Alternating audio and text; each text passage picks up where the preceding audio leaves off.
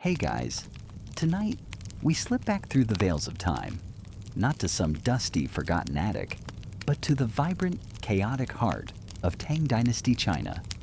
It's a world so different, you probably won't survive the street food, let alone the imperial exams. So, before you get comfortable, take a moment to like the video and subscribe, but only if you genuinely enjoy what I do here.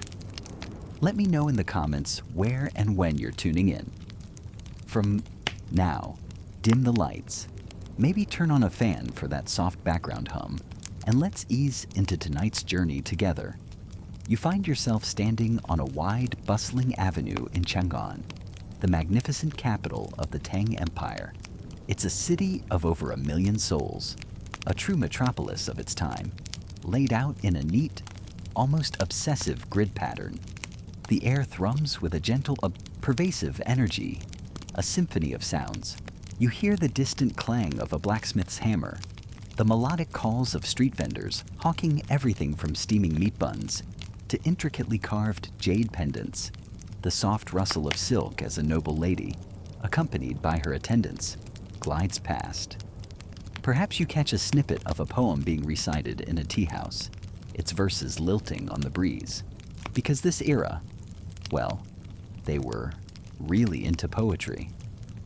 Look around you. The architecture is stunning. Pagodas with elegantly curved eaves pierce the sky, their tiled roofs shimmering in the sunlight. Brightly painted wooden buildings line the streets, adorned with intricate carvings. The colors are rich and varied, deep reds, vibrant blues, gleaming golds. You notice the people merchants from Persia with their distinctive features and exotic wares, monks in saffron robes, scholars in long flowing gowns, and soldiers in gleaming armor.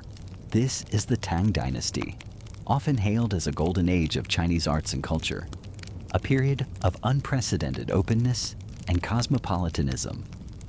Ideas, goods, and people flowed along the Silk Road, making cities like Chang'an and Luoyang true global melting pots, the New Yorks and Londons of their day, if you will, but with significantly more elaborate hairstyles. The general atmosphere is one of prosperity, confidence, and a certain artistic flair. You can almost taste the optimism in the air, mixed with the very real smells of roasting nuts, fragrant teas, and the slightly sweet scent of incense drifting from a nearby temple. It's a world where innovation is valued, where art flourishes, and where the machinery of a vast empire churns relentlessly. But how does such an empire, so grand and sophisticated, manage its affairs? How do poets capture the ephemeral beauty of a falling plum blossom? Or officials record the tedious details of tax collection and imperial decrees? You glance over at a scholar struggling to consult a book. It's not what you'd imagine. He's unrolling a cumbersome bundle of bamboo slips, each narrow strip painstakingly inscribed with characters. They're heavy, awkward, and take up an enormous amount of space. Imagine trying to cram a few of those into your messenger bag for your commute. You'd need a donkey, not a satchel, for more important documents, or perhaps a particularly heartfelt love poem destined for someone very special. You might see writing on silk. It's luxurious, beautiful to the touch, and takes ink wonderfully. But silk, as you can imagine, is incredibly expensive. Running an empire on silk stationery would be like, well, trying to run a modern office using only parchment handwritten by calligraphers. Not exactly efficient, and the imperial treasurer would likely have a permanent migraine. So, here lies the quiet crisis, the unspoken need that hums beneath the surface of this vibrant world. For all its cultural achievements, for its bustling trade and its powerful administration, the Tang Dynasty is grappling with a fundamental logistical challenge: the limitations of its writing materials. The sheer volume of information that needs to be recorded, disseminated, and stored is immense. Laws, census data, military orders, philosophical treatises, epic poems. All of this intellectual and administrative output is constrained by the awkwardness of bamboo and the expense of silk, there's a palpable yearning for something better, something lighter, more affordable, more accessible, something that can keep pace with the fertile minds and the sprawling bureaucracy of this golden age. You might see scribes in government offices, their brows furrowed in concentration as they carefully etch characters onto those bamboo strips, or painstakingly brush them onto rolls of treated wood. It's slow, laborious work. A single imperial edict could require dozens of slips, all needing to be carefully numbered and bound. Mistakes are costly to correct, and transporting these records. A veritable caravan might be needed for what we'd now fit onto a single thumb drive. It's almost comical, if it weren't so crucial. And it's not just the government. The flourishing literary scene, with poets like Li Bai and Du Fu composing verses that will echo through millennia, also feels this constraint. While inspiration might flow freely, getting those words down in a shareable but preservable format is another matter entirely. Historians still argue whether some of the earlier, cruder forms of paper, which had been around in some fashion for centuries, were primarily used for writing or for other purposes, like wrapping precious objects, or even for, shall we say, more personal hygiene.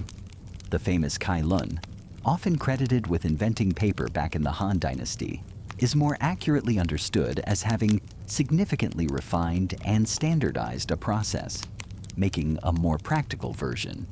But even then, the quality and availability weren't quite what the booming Tang era demanded.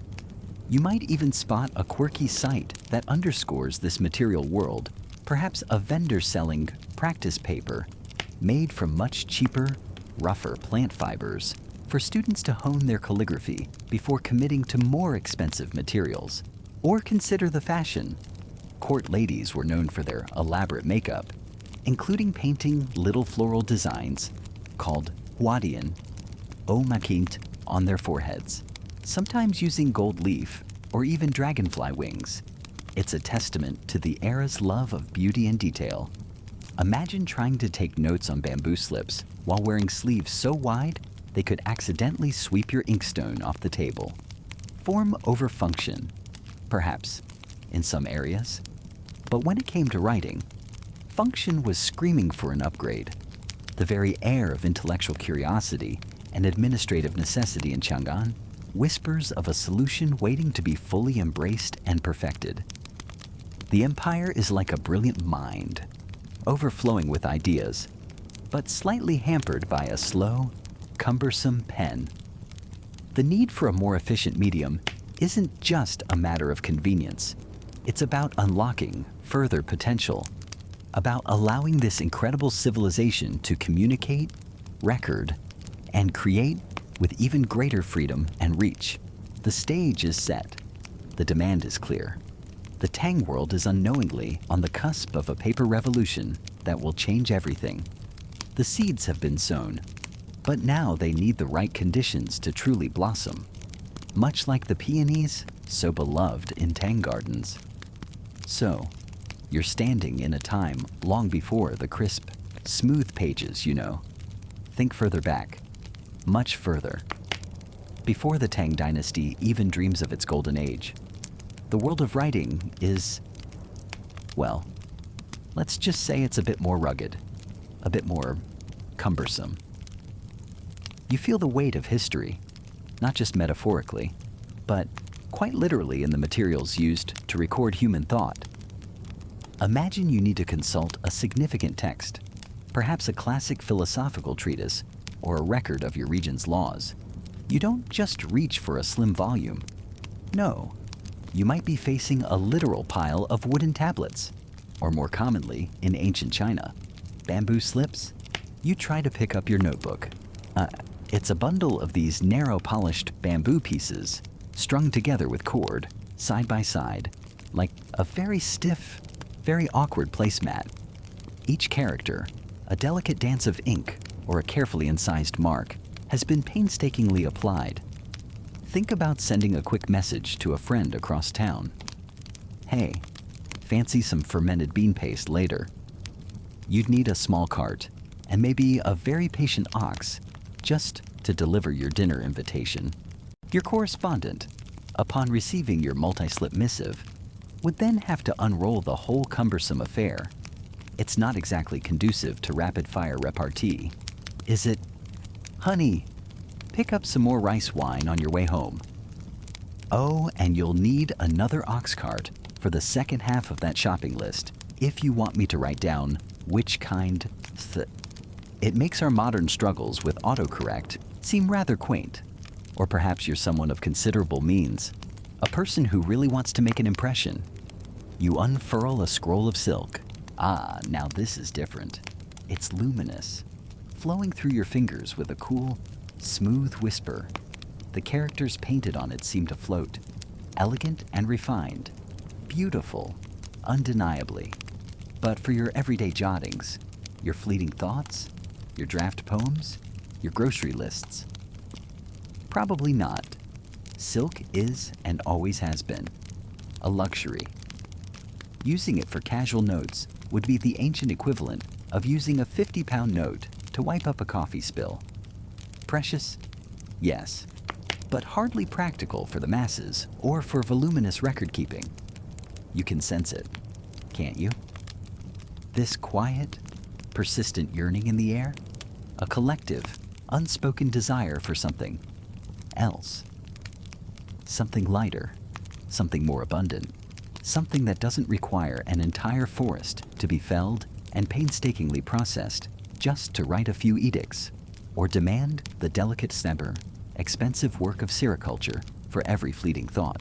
The world is brimming with ideas, with stories, with records that need to be kept. But the existing canvases are either too heavy, too expensive, or too scarce.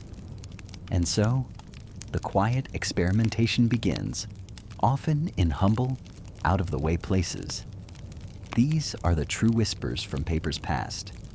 You see people, their hands perpetually stained, sleeves rolled up, working with, well, stuff, everyday materials, often leftovers. Hemp fibers, tough and resilient, perhaps salvaged from old ropes or fishing nets that have seen too many seasons. The soft, pliable inner bark of the mulberry tree, meticulously stripped and then pounded. Pounded into submission. Discarded rags, tattered remnants of clothing, their threads now loosened, are gathered with a hopeful eye. The process you witness is decidedly unglamorous. It's wet, it's messy. You watch as these varied ingredients are soaked, sometimes for days, then boiled, often with ash or lime to help break down the fibers. Then comes the mashing, or beating, transforming the raw materials into a soupy, fibrous slurry.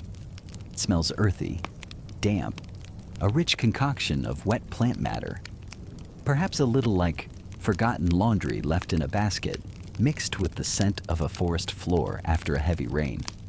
There's no precise machinery, just human effort, water, and time. Then, this murky, unpromising mush is scooped up, perhaps with a shallow woven frame or a cloth stretched taut, allowing the water to drain away. It's spread as thinly and evenly as possible, a delicate balancing act, and then left to dry, either under the gentle warmth of the sun or perhaps near a hearth. What emerges when it's finally peeled away is, well, it's not quite paper as you'd recognize from your modern desk. You reach out and touch one of these early sheets. It's not the smooth, almost silken caress of the pages in the books beside you. No, this has character.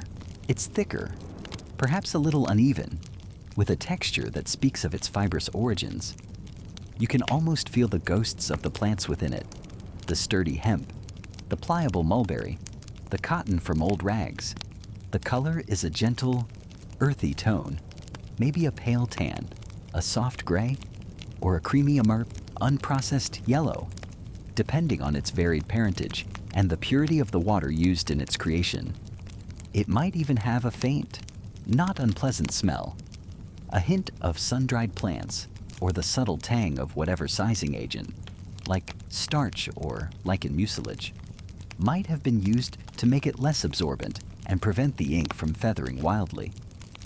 Now, let's drift forward just a little in this misty timeline to around 105 AD during the Eastern Han Dynasty. You start to hear a name spoken with a certain administrative efficiency and imperial approval. Kai Lun. He's an important figure, a eunuch serving in the imperial court, specifically in charge of manufacturing instruments and weapons, a man with a keen eye for process and improvement. And this is where a mainstream historical fact often gets its bold underline. Kai Lun is traditionally credited with the invention of paper as a refined writing material.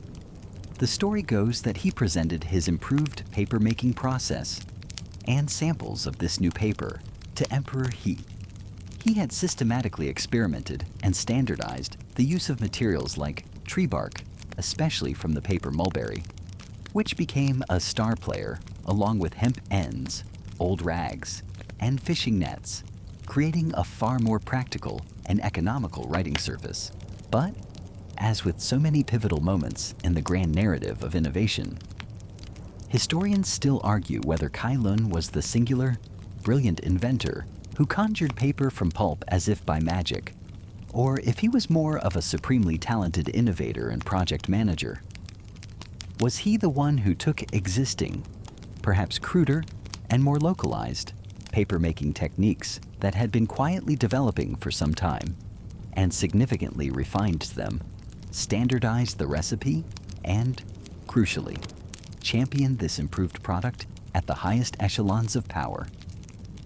Think of it perhaps as the difference between inventing the very first sputtering automobile and Henry Ford perfecting the assembly line for the Model T.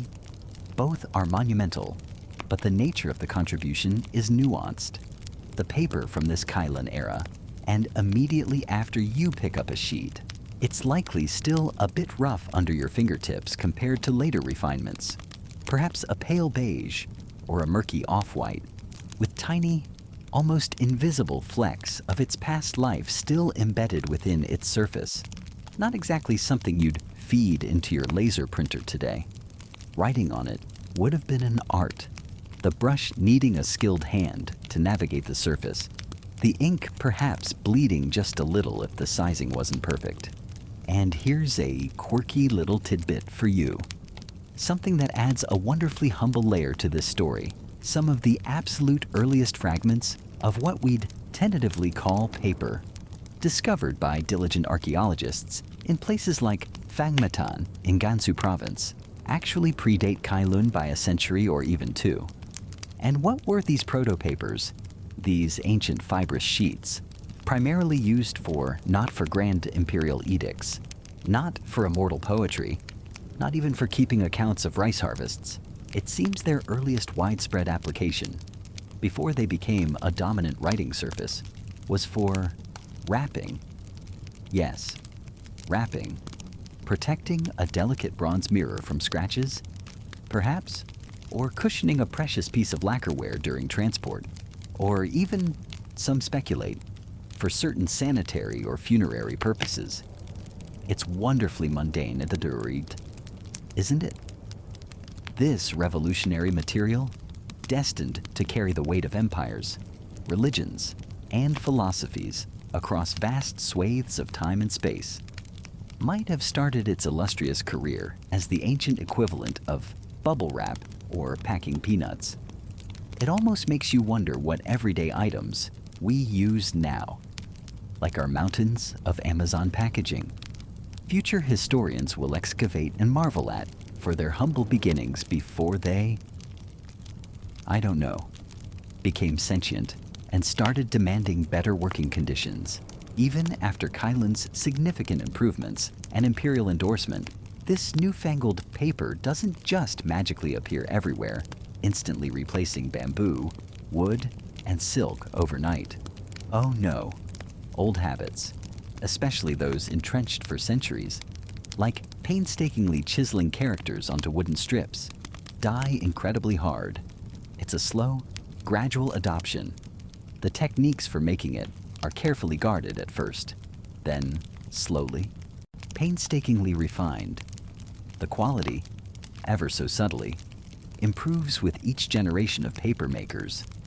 The knowledge of how to perform this almost alchemical transformation, turning plant mush and old rags into a pristine surface ready to receive thoughts, begins to seep out, bit by bit, from imperial workshops to more common practice. It wasn't exactly a state secret you'd go to war over. Not yet, anyway. More like a closely guarded family recipe. Please don't tell Brenda from the next village. Her pulp is always far too lumpy, and she never soaks her hemp long enough kind of secret. You feel that subtle, almost imperceptible shift in the air. Though, the ground is being meticulously prepared. These early, sometimes fumbling, often laborious efforts with bark and nets and tattered cloth. These patient experiments in steamy, humble workshops, often far from the centers of power, they are the essential vital prologue to a much grander story. They are meticulously tuning the instruments before the vast resonant symphony of Tang Dynasty. Literary and artistic brilliance can even begin to play its first notes. Without these quiet whispers from papers past, those later, louder, more celebrated voices would have had a much, much harder time finding their medium, their voice. They are building the stage, fiber by fiber, sheet by painstaking sheet, for a future they can't yet fully envision, but are undeniably profoundly shaping with every successful batch of this miraculous, versatile, new material. So, you find yourself standing before a rather unassuming tree, a mulberry. Not just any mulberry, mind you, but the specific kind whose very essence, its inner lifeblood, is what we're after. Remember how we talked about the almost magical transformation of humble materials? Well, this is where that magic truly begins, in the quiet, unassuming strength of these trees. You're not looking for the fruit, though a nice mulberry pie has its moments. No, you're here for its skin, or rather, what lies just beneath. The true star, the core of our endeavor, is the bast fiber of the paper mulberry, Brussonaceae papyrifera. Now, here's a little quirky tidbit for you. Despite its common name, the paper mulberry isn't technically a true mulberry from the genus Morus, like the ones silkworms adore. It's a close cousin, a fellow member of the Moraceae family, but distinct enough that botanists probably have very animated, albeit incredibly polite, discussions about it at their conferences. Think of it as the talented, slightly eccentric relative who shows up at the family reunion and quietly outshines everyone. Its fibers are long, strong, and incredibly supple, perfect for creating paper that can last for centuries. Unlike that receipt from 2 weeks ago, which has already ghosted you, you're looking for young, straight shoots, ideally 1 to 3 years old. These are the ones that will yield the best quality fibers, tender yet resilient. The older, gnarled branches, they've seen too much. Their fibers are tougher, less willing to cooperate. It's a bit like trying to reason with a toddler versus a teenager. Both challenging, but one is decidedly more woody. The harvesting usually happens in the late autumn or early winter, after the leaves have fallen. This is when the tree's sap has receded, and the bark is apparently easier to peel. You can almost feel the chill in the air, a crispness that bites at your exposed skin as you approach the chosen stems. There's a quiet reverence to this moment, a connection to countless generations who performed this very same task. You might use a sharp knife, something precise, to make a clean cut at the base of the shoot. No hacking, no tearing. It's a surgical strike, swift and efficient. You can hear the soft snick as the blade severs the wood, a sound that seems to echo in the stillness of the dormant season. Then, with careful hands, you begin the process of stripping the bark from the woody core. Sometimes, if the conditions are just right, it peels away in long, satisfying ribbons, like a perfectly unwrapped gift. Other times, it's a bit more stubborn, clinging on, requiring a gentle persuasion, a coaxing. You're essentially giving the tree a rather extreme spa treatment, a full-body peel, if you will. Don't worry, the mulberry is a vigorous grower. These harvested stems will often regrow, a testament to its resilience, especially if coppiced correctly. This sustainable cycle was crucial. In fact, the cultivation of mulberry trees for papermaking, and of course, for silk production, was often a state-sponsored enterprise in ancient East Asia. It was serious business, a foundational element of culture and administration. No mulberry, no scrolls, no imperial decrees gracefully recorded. Imagine the chaos. Once you've gathered your bundles of these freshly cut stems, you'll notice they have two distinct layers of bark. There's the rough, dark outer bark, the kurokawa, as it's known in Japanese papermaking traditions. This is the tree's weather-beaten overcoat, protecting it from the elements. It's coarse, a bit dirty, and frankly, not very useful for our delicate paper. You can feel its rugged texture under your fingertips, flecked with bits of lichen or moss, smelling faintly of damp earth and the subtle, slightly sweet scent of raw wood. This outer layer needs to go. Beneath it. Beneath it lies the treasure, the inner bark, the shirokawa.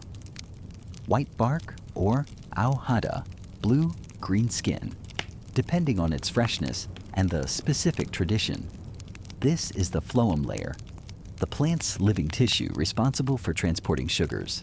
It's lighter in color, almost creamy or pale green, and remarkably fibrous. If you were to try and tear a piece, you'd find it surprisingly strong. The fibers interlocking like a natural textile. This is what we're after. This is the soul of the paper to be. So, the next step in this initial preparation is to separate these two layers. This can be done in a few ways. Sometimes, the stems are steamed first. Imagine large rustic steamers, billowing fragrant clouds. You'd place the cut branches inside, and the warm, moist heat helps to loosen that stubborn outer bark, making it much easier to peel away from the precious inner layer. You can almost smell that steamy, woody fragrance now. Can't you? It's a scent that speaks of transformation, of raw material beginning its journey. If not steamed, the branches might be soaked in running water, perhaps in a clear, cold stream, for a day or even several days. The water softens the bark and helps in the separation. You'd see bundles of these sticks submerged, gently swaying with the current, the water gurgling around them like a natural spa treatment. After this soaking or steaming, the outer bark, now more pliable, is painstakingly scraped or peeled off. This is often done by hand, using a dull knife or a specialized scraping tool. It's meticulous work, requiring patience and a steady hand. You're trying to remove all the dark, coarse bits without damaging the delicate, pale fibers underneath. One wrong move, one slip of the tool, and you could lose a good section of that valuable inner bark. It's a bit like performing very delicate surgery on a vegetable. No pressure. As you scrape away the outer layer, you reveal more and more of that beautiful, pale inner bark. It feels slightly damp, cool to the touch, and surprisingly smooth once the rough exterior is gone. The fibers are now more apparent, running in long, parallel lines. These harvested strips of inner bark are then often dried, bundled carefully, and stored. They can be kept for a long time in this state, waiting for the next stages of their transformation. Think of it as a pantry staple, but instead of flour or sugar, you have these bundles of potential, these dried ribbons of pure cellulose, waiting to become something extraordinary. Historians still argue whether the earliest forms of paper, particularly those derived from mulberry and other bast fibers in China, were initially intended as a writing surface, or if they served other purposes first, perhaps for wrapping delicate items, for clothing, or even for ceremonial uses before becoming the primary medium for text. It's fascinating to think that something so integral to communication might have started its life as a fancy gift wrap. It just goes to show, even humble beginnings can lead to world-changing innovations. And it all starts here, with you, the tree, and this almost meditative process of harvesting and preparing its very core, the quiet forest, the rhythmic scraping, the growing pile of pale, precious fibers. It's a world away from our instant everything society, isn't it? But there's a deep satisfaction in it, a connection to something ancient and essential. You feel the lingering, almost ghostly smoothness of those mulberry fibers still on your fingertips, don't you? That delicate strength we explored, but the ancient paper maker, much like a modern barista with an impressive array of single-origin beans, wasn't always a one-trick pony. The world of plants offered a veritable buffet of fibrous possibilities, and you can bet they experimented. So, let's gently nudge the mulberry bark aside for a moment, just for a little while, and see what else is on the preparation table. Over here, you notice a pile of rougher, more assertive-looking material. This is hemp. Yes, that, hemp. Before it got its, shall we say, rather groovy reputation. In more recent times, hemp was an absolute workhorse of the ancient world. You run your hand over the dried stalks. They're coarse, a bit scratchy, and carry a distinctly earthy scent, like a forest floor after a good rain, but with an undercurrent of something almost nutty. The fibers, once extracted, are incredibly long and strong, in fact, for a long time. Hemp paper was renowned for its durability and was often used for important documents, maps, and even early paper money because it could withstand a lot of handling. Think of it as the Kevlar of the ancient stationery world, though probably less effective against actual arrows. You can imagine the papermaker wrestling with these tougher fibers. They wouldn't yield as softly as mulberry. The retting process, that soaking and breaking down we touched upon, would be crucial, perhaps even more prolonged or aggressive. The resulting paper wouldn't have that almost translucent, silken quality of the finest mulberry sheets. Instead, it would be sturdier, with a more visible texture, a creamy, sometimes slightly grayish or greenish hue, depending on the processing.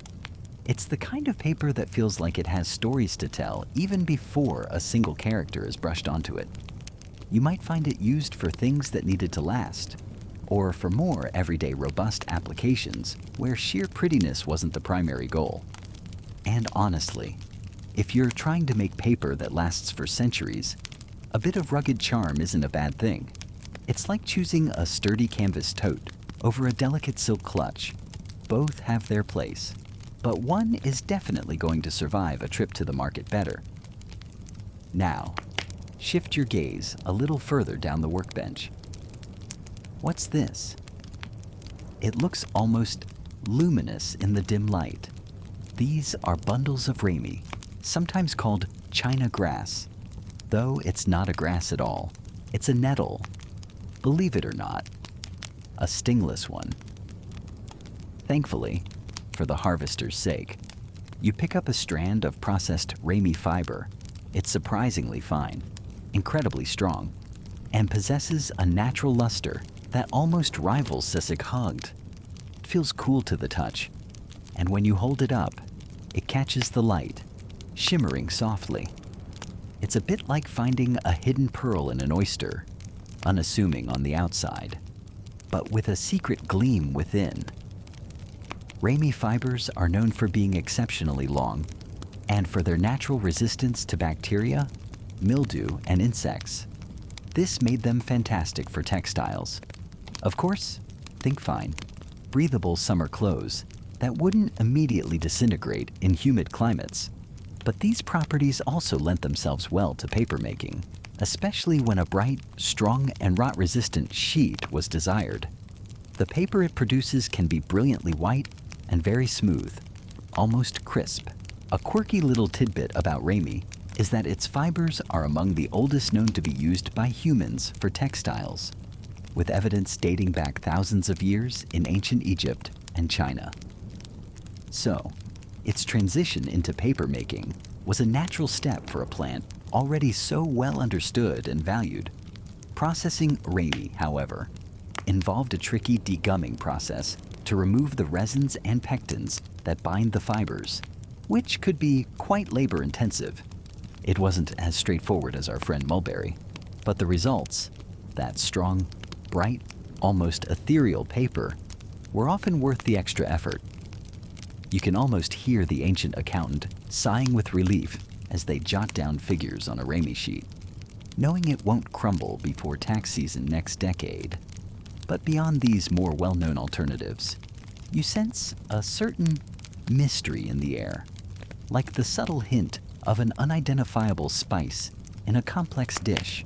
Ancient papermakers were, at heart, alchemists of a sort, constantly experimenting. Mulberry was the gold standard, hemp the reliable workhorse, Ramie the elegant specialist. But what about the other local flora? You can picture a papermaker in a remote mountain village, far from the established trade routes for prime mulberry bark, looking around at the plants growing abundantly nearby. They might ponder, stroking their chin. I wonder if that weed could hold its secrets. This is where we enter the realm of regional specialties, and perhaps even closely guarded trade secrets. Historians still argue whether the precise fiber recipes of certain renowned papermaking centers were intentionally kept obscure to maintain a competitive edge, or if the variations were simply due to the practicalities of local plant availability and accumulated trial and error wisdom.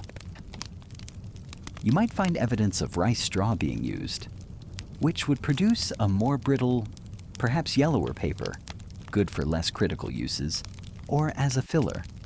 Bamboo, a whole universe of papermaking in itself that we'll surely wander into later, would have been an obvious candidate in regions where it thrived. Perhaps even less common bast fibers from various shrubs or vines, each lending a unique characteristic, a certain fleck, a subtle hue, a particular texture, to the final sheet. Imagine the papermaker's shed, not just filled with the expected, but with little test batches, small piles of unfamiliar dried plants, notes scribbled on scraps of experimental paper. Some of these additions might have been for strength, some for texture, some for color, and some perhaps just because they ran out of everything else and hoped for the best. It's a testament to their ingenuity, this constant, quiet dialogue with the natural world around them. They weren't just following a recipe, they were co-creating with their environment. The idea wasn't necessarily to make just mulberry paper, but to make good paper, period, using the best of what was available or what clever blending could achieve. Sometimes the secret ingredient wasn't exotic at all, but simply the skilled hand knowing how to coax the best from humble. Local sources, turning the mundane into the magical, one fibrous strand at a time. It's a bit like how your grandma's secret apple pie recipe isn't just about the apples, but that tiny pinch of something she won't tell anyone about. Except here, it's less about delicious dessert and more about, well, slightly less delicious, but very useful paper.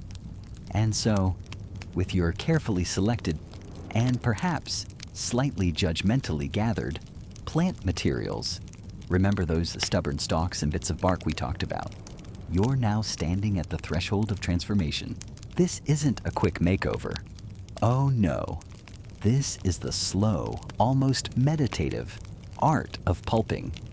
You're about to coax, cajole, and sometimes, let's be honest, downright bully those fibers into submission.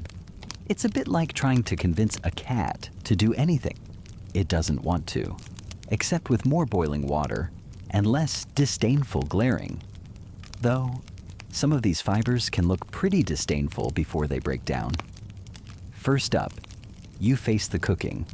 You've got your large cauldron, or maybe just a sturdy pot if you're doing a homesteader chic version, bubbling away over a fire. The air around you is already growing thick with steam, carrying the earthy, slightly acrid scent of plant matter starting to surrender its structure. You're not making soup, though the simmering pot might suggest otherwise. You're performing a kind of botanical alchemy. Into this heated bath, you introduce an alkali. Traditionally, this would be lye. Painstakingly leached from wood ashes, you carefully add the lye to the water, watching it dissolve, creating a potent brew that will begin the serious work of dissolving the lignins and hemicelluloses, the natural glues that hold those precious cellulose fibers together. It's the cellulose you're after, the very soul of your future paper. You feed your chopped and prepared plant bits. Perhaps it's mulberry bark, hemp stalks, or even old cotton rags, depending on the tradition you're channeling, into the simmering, alkaline water.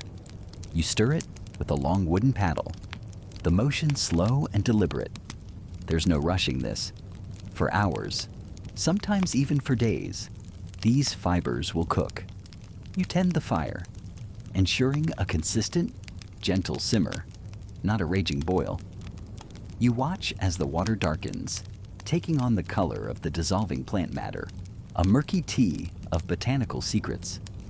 The steam continues to rise, carrying that distinct, not entirely unpleasant, but definitely organic smell. It's a smell that speaks of decomposition, but a controlled, purposeful decomposition. You might find yourself in a state of near trance. The repetitive stirring, the warmth of the fire, the soft bubbling sounds. It's a far cry from flicking a switch on a modern industrial digester, which does essentially the same thing, but with a lot more stainless steel and a distinct lack of rustic charm. One mainstream historical fact: for Yu Cailun, the chap from China around 105 AD, often credited with inventing paper, was really more of a refiner and popularizer of existing techniques. And boiling plant fibers in an alkaline solution was almost certainly part of his improved process. He didn't just wake up one day and say, "Eureka paper." It was an evolution, as most good things are. Once the fibers have softened considerably, they'll feel almost mushy. Having lost much of their initial fight, you might move on to retting, especially if you started with very raw, woody materials. Retting is, to put it politely, controlled rotting. You're essentially outsourcing some of the decomposition work to a team of diligent, unpaid microorganisms. There are a couple of ways you can go about this. You could practice dew retting, spreading the cooked or sometimes raw fibers out in a field, letting the morning dew, the rain, and the sun work their magic over weeks. Or you could opt for water retting, submerging the fibers in a slow-moving stream, a pond, or even a dedicated retting tank. You bundle them up, perhaps in nets or weighted down, and let them steep. Now, this is where things can get a little fragrant, as the bacteria and fungi get to work breaking down the remaining pectins and woody bits. The smell can be quite potent, ranging from earthy to downright swampy. Your neighbors might start leaving anonymous gifts of nose plugs and potpourri. But art demands sacrifice. Right. You monitor the process carefully, too little retting, and the fibers remain stubbornly clumped.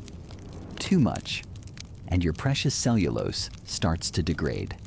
It's a delicate balance, a conversation with decay. You'll feel the texture changing day by day, the fibers becoming looser, more willing to separate. A quirky little tidbit for you: for retting flax to make linen, a similar principle to preparing some paper fibers. Certain streams, or retting pools, were highly prized. and their unique microbial populations were thought to yield superior fibers. Some even had local water spirits they'd try to appease. Historians still argue whether the specific mineral content of the water or the unique local microbiome was the dominant factor in these magic retting spots.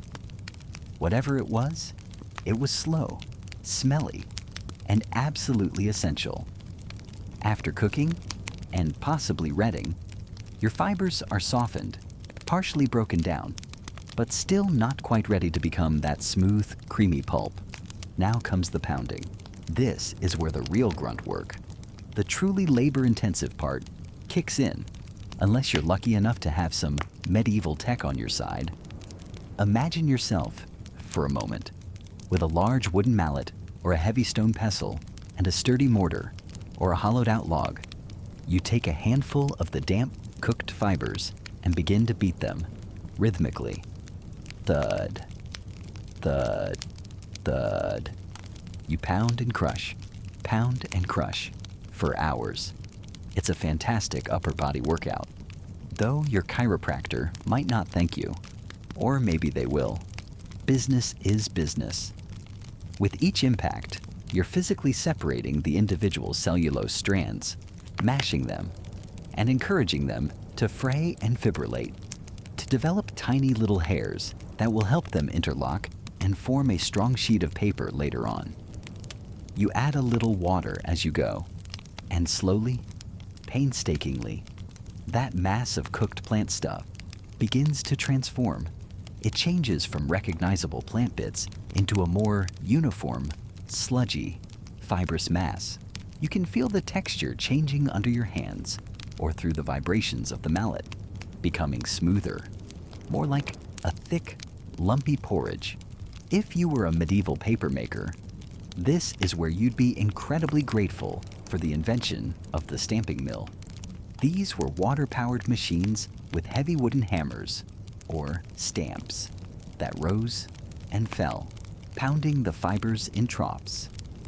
Picture a series of these hammers thudding away in a relentless, noisy symphony, driven by a creaking water wheel. It was a game changer, mechanizing this incredibly arduous task and allowing for much greater production. But even with a stamping mill, it wasn't instant. The fibers would still need hours, perhaps a full day or more, of continuous pounding, with water constantly flowing through the troughs to wash away impurities and keep the pulp at the right consistency.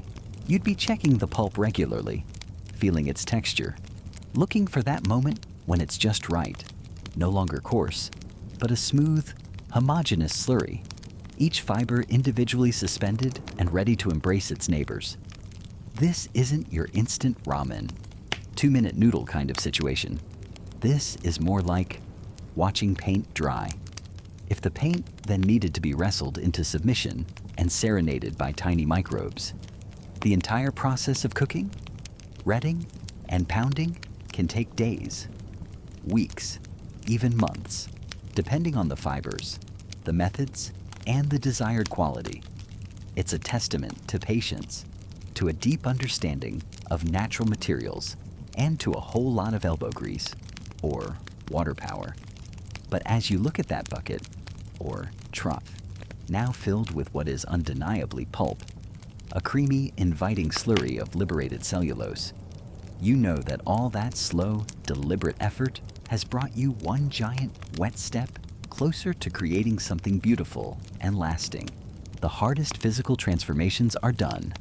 Now, the artistry of sheet formation awaits. All right, so there you are, standing before the vat. Remember that lovely, milky bath of potential we concocted earlier? The one shimmering with all those patiently prepared fibers, just waiting for their moment of glory. Well, their moment is now, and, by extension, so is yours. You have your mold and decal in hand, those beautifully simple, yet profoundly effective tools we talked about. The mold, with its fine screen, is the stage, and the decal, that open frame, is like the velvet rope, defining the performance space, You take a breath. Maybe you even wiggle your fingers a little, like a concert pianist about to tackle a particularly tricky Chopin nocturne. Or, like someone about to get their hands wet. You hold the mold with the screen side up, naturally, and place the decal snugly on top of it, creating that shallow basin. Make sure it's a good fit. No rogue fibers escaping the designated area. Thank you very much. This isn't a jailbreak. It's an orderly formation.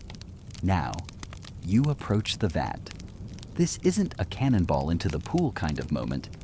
Oh no, this is all about grace. A smooth, controlled entry. You're not trying to startle the fibers. You're inviting them. You hold the assembled mold and decal, usually with both hands, one on each of the shorter sides, thumbs on top, fingers curled underneath for support. Your posture is important too. Comfortable, balanced, ready for a subtle dance. You dip the near edge of the mold and decal into the slurry first, tilting it slightly away from you. Then, with a fluid, confident motion, you scoop downwards and towards yourself, leveling the mold out as it goes fully under the surface of that soupy, fibrous goodness. Imagine you're gently ladling out the very essence of future correspondence, or perhaps the foundation for a rather ambitious grocery list. You want to capture a nice, even layer of pulp. Not too deep, not too shallow. It's a Goldilocks situation. Really, but with more water involved and significantly less porridge, as you bring the mold and decal up, levelly, out of the vat. It's like a minor miracle unfolding in your hands. Water immediately begins to cascade through the screen, a miniature waterfall carrying away the excess liquid, leaving behind a delicate glistening film of intertwined fibers on the mesh. It's quite the sight, watching that opaque slurry transform into a translucent, embryonic sheet. You can see the light begin to pierce through it as more water drains away. It's almost magical, or at least very, very damp. And now for the crucial part, the signature move of the papermaker. The shake. This isn't a wild, desperate flailing. Mind you, you're not trying to whip those fibers into a frenzy. It's a gentle, rhythmic agitation, a little shimmy, a subtle side-to-side rock, perhaps a slight front-to-back tilt. As you perform this delicate choreography, the fibers, which were just randomly floating about in their watery suspension, begin to interlock, to weave themselves together like 1,000 tiny dancers holding hands. This action helps to distribute the fibers evenly across the screen, preventing clumps and thin spots, and it also influences the grain of the paper. It's fascinating how this simple movement, this little papermaker shuffle, is so fundamental to the strength and character of the final sheet. It's a technique honed over centuries. In fact, the basic design of the laid mold, with its closely spaced wires creating those characteristic lines you see when you hold handmade paper up to the light, has remained remarkably consistent since its widespread adoption in medieval Europe. That's a testament to getting something right the first time, or at least right enough that nobody felt an urgent need to reinvent the mold. As you give it that gentle shake, you'll notice more water releasing. You want to keep the frame level, letting gravity do its work. The initial gush slows to a steady drip, then to individual droplets clinging to the underside of the screen. You're watching, feeling, listening to the process. The sheet is forming, right there before your eyes. It's still incredibly fragile, a mere whisper of what it will become. But it is. It exists. You've coaxed it into being from that cloudy soup. Now, here's a little something to ponder while the last drips fall. Some early papermakers, particularly in certain Eastern traditions, were known to use screens made from incredibly fine slivers of bamboo, meticulously woven together, or even horsehair stretched taut. Imagine the patience required for that. It makes our modern wire mesh seem almost like a cheat code. And historians still argue whether the precise, almost ritualistic sequence of shakes and agitations developed independently in various paper-making centers across the globe, or if there was a patient zero of perfect pulp manipulation whose techniques slowly rippled outwards. It's one of those delightful little mysteries that keeps academics in tweed and comfy cardigans. You continue to hold the mold steady, letting the water drain until the surface of your newly formed sheet transforms from a glossy, liquid sheen to a more matte, damp velvet appearance. You can almost see the individual fibers now, snuggled up against each other. They're no longer just suspended particles. They're a community, a nascent fabric. It's a bit like watching a tiny, very flat, very pale ghost materialize on your screen. A friendly ghost, though, one that promises to hold ink beautifully. Don't be discouraged if your first attempt looks a bit, shall we say, abstract. Maybe it's thicker on one side, or has a hole big enough to lose a small beetle in. It happens. Paper making is an art of feel, of repetition, of learning the subtle language of water and fiber. That's why master paper makers could produce sheet after sheet of remarkable consistency, almost like a human machine. But for now, even a slightly lopsided, holy sheet is a triumph. You've taken a sloshing vat of goo, and with a bit of dipping and wiggling, you've initiated the creation of paper. If that's not a superpower, I don't know what is. A very specific, slightly messy superpower, but a superpower nonetheless. You tilt the mold slightly now, encouraging those final, stubborn drips to depart. The nascent sheet clings to the screen, a delicate, wet skin. It's still mostly water, but the structure is there. The foundation has been laid, and it's quite something, isn't it? To think that from such humble, wet beginnings, such enduring and transformative things can arise. You've captured a cloud of fibers, and soon, it will be ready for the next step in its journey to becoming a proper, upstanding sheet of paper. But for this moment, just admire your handiwork, this glistening fascia, fragile plane of possibilities. You've successfully formed the wet sheet. No small feat, especially if you managed not to splash pulp all over your new shoes. And so, with that heavy dripping stack of newly formed sheets and their woolly felt companions, remember that post we so carefully built. You now face the rather unglamorous but utterly crucial task of squeezing the life, or rather, the water, out of it. You, or more likely, a couple of very sturdy apprentices, heave this sodden tower towards the press. It's not a delicate operation. This part, think more along the lines of moving a very wet, very heavy and very unstable Jenga tower that you really don't want to topple. The press itself is usually a magnificent, imposing beast of wood. Imagine a giant upright frame, often built from thick, seasoned oak beams that have seen centuries of such work, their surfaces worn smooth by time and countless hands. Dominating the structure is a massive wooden screw, sometimes as thick as your torso, threaded through a heavy crossbeam. Turning this screw, often with a long lever that requires significant effort, brings a heavy platan, a flat, thick board, down onto the post of paper and felts. It's a bit like a very serious, very slow panini press, but instead of a delicious sandwich, you get, well, slightly less soggy paper, equally exciting in its own way. For us paper nerds, you watch as the lever is inserted, and with grunts and coordinated heaves, the screw begins its slow descent. The wood of the press groans under the strain, a deep, resonant sound that fills the workshop.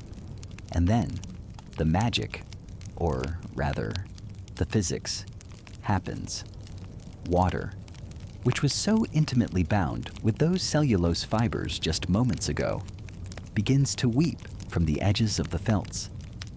first a trickle, then a steady ooze, then small rivulets that run down the sides of the press and collect in a trough or simply soak into the stone floor. You can almost hear the paper sighing in relief. Or maybe that's just the apprentices.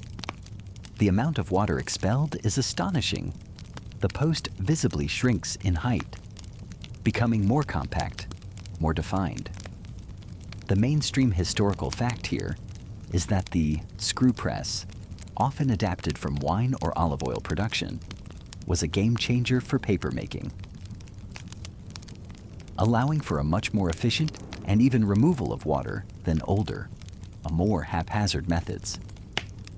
Before this, you might have just been piling heavy stones on top, which is, shall we say, a tad less precise.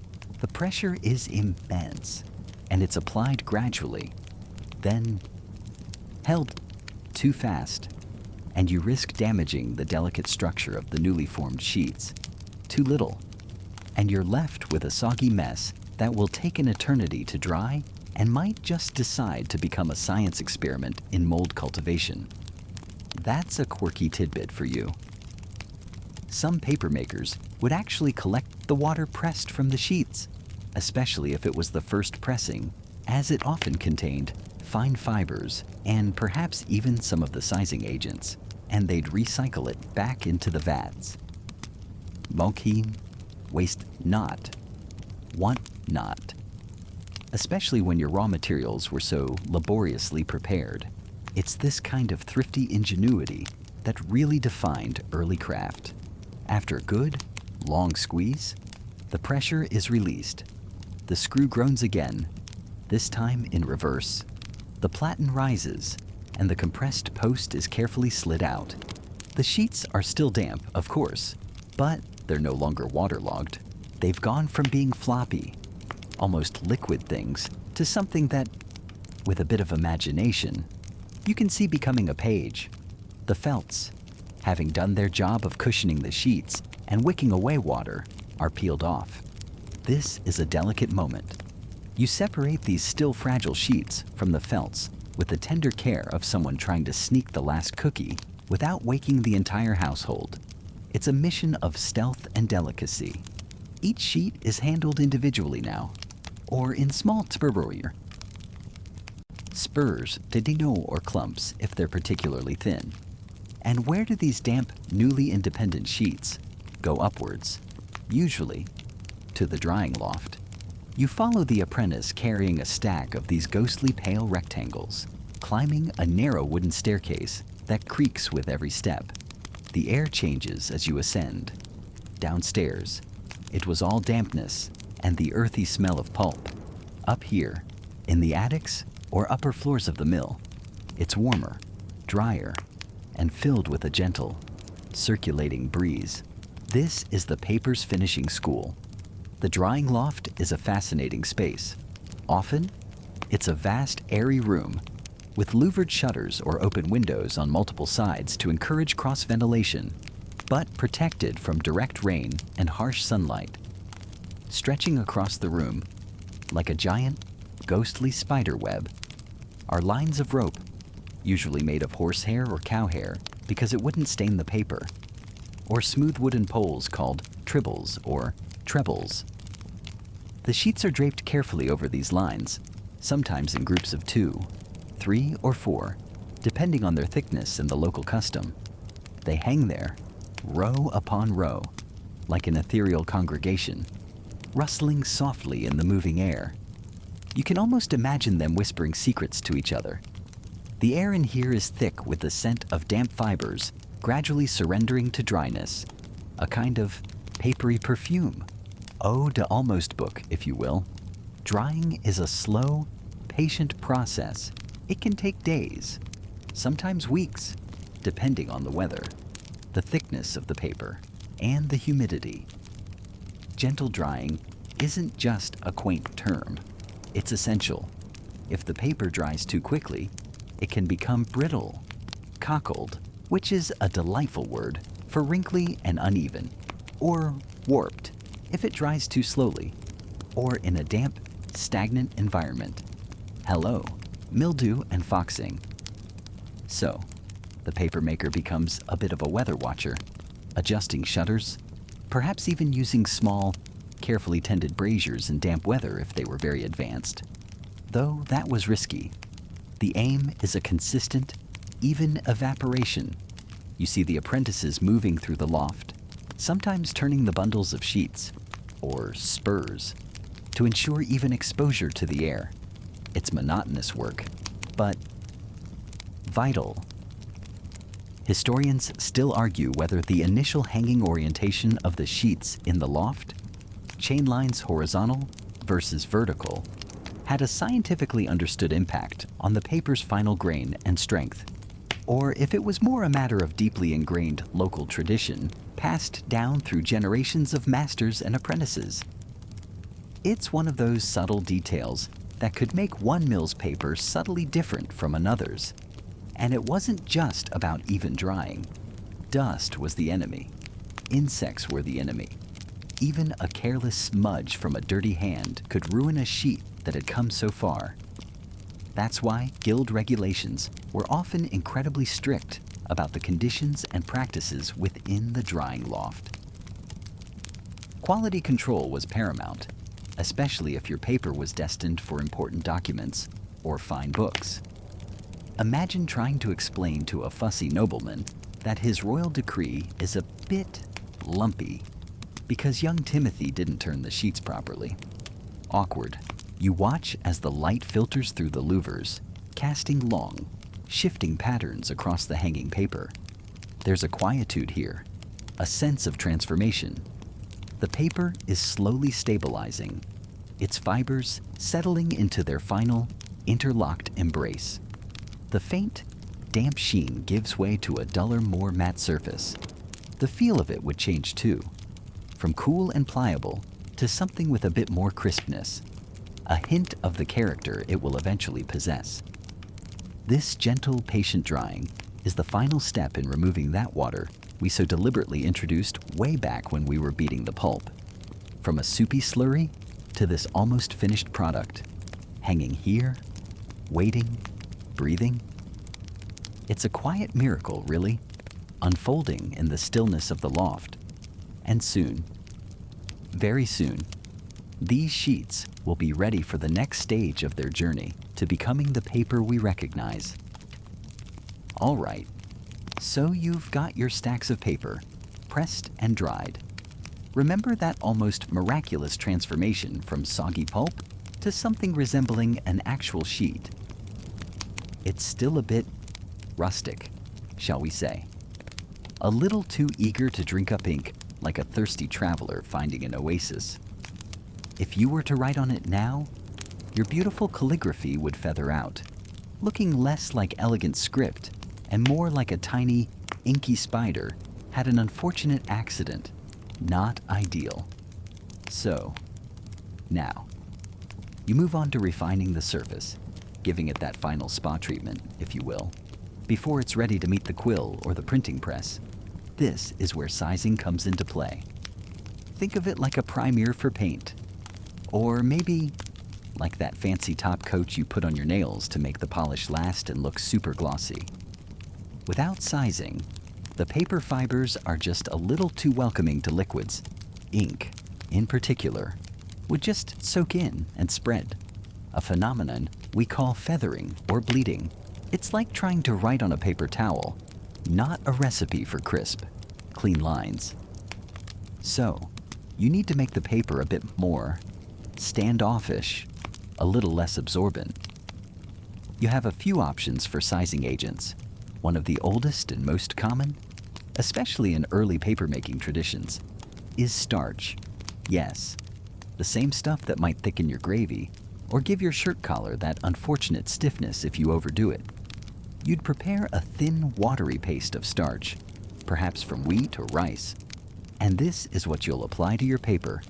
You might dip the sheets, one by one, into a shallow vat of this slightly milky, lukewarm starch solution. It's a delicate process. You want just enough to coat the fibers, not to saturate the paper all over again. Imagine gently bathing each sheet, letting it absorb just a whisper of this starchy goodness. The starch, once dried, fills in some of the microscopic pores between the fibers, making the surface smoother and, crucially, less absorbent.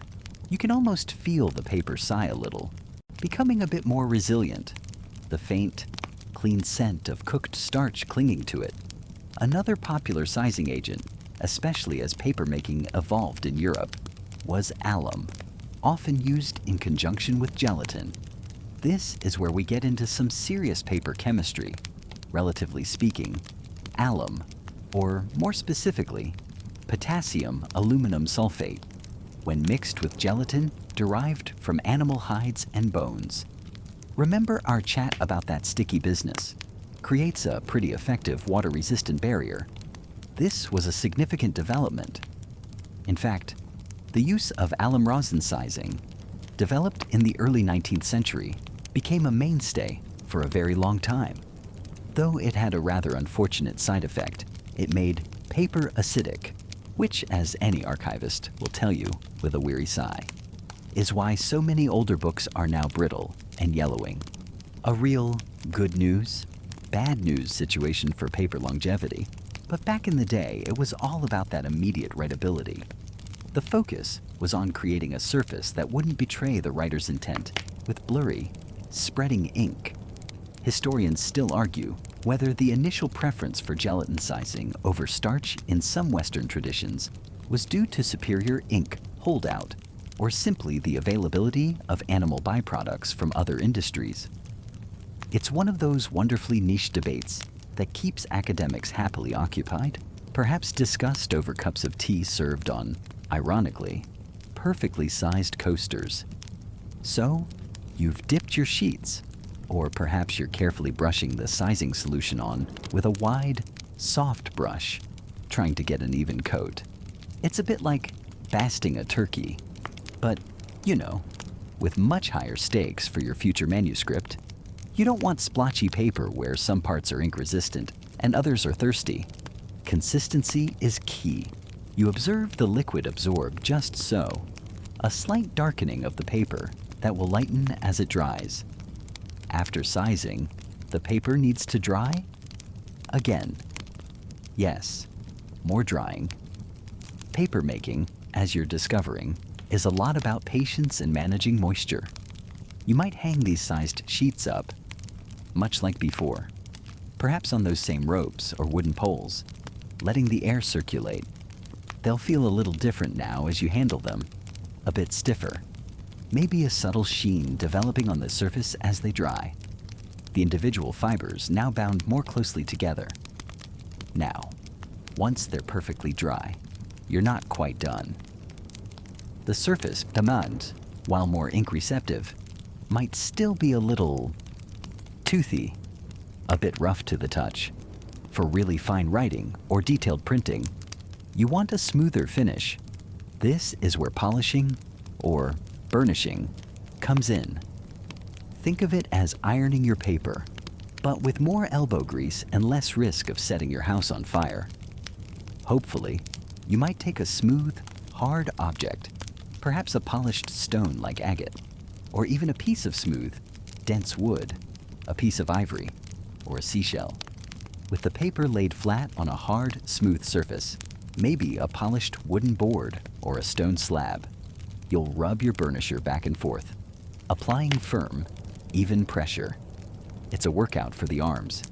This part, you can hear a faint, rhythmic rustling, a whispering sound as the fibers are compressed and smoothed under the pressure of your tool. You're literally pressing the tiny hills and valleys of the paper's surface into a more uniform plane. You can see the change as you work. The matte finish gives way to a subtle gloss, a satiny sheen that catches the light. The paper feels cooler to the touch where it's been burnished, denser, more luxurious. It's like taking a piece of rough-sawn lumber and sanding it down through progressively finer grits until it's silky smooth and begs to be touched.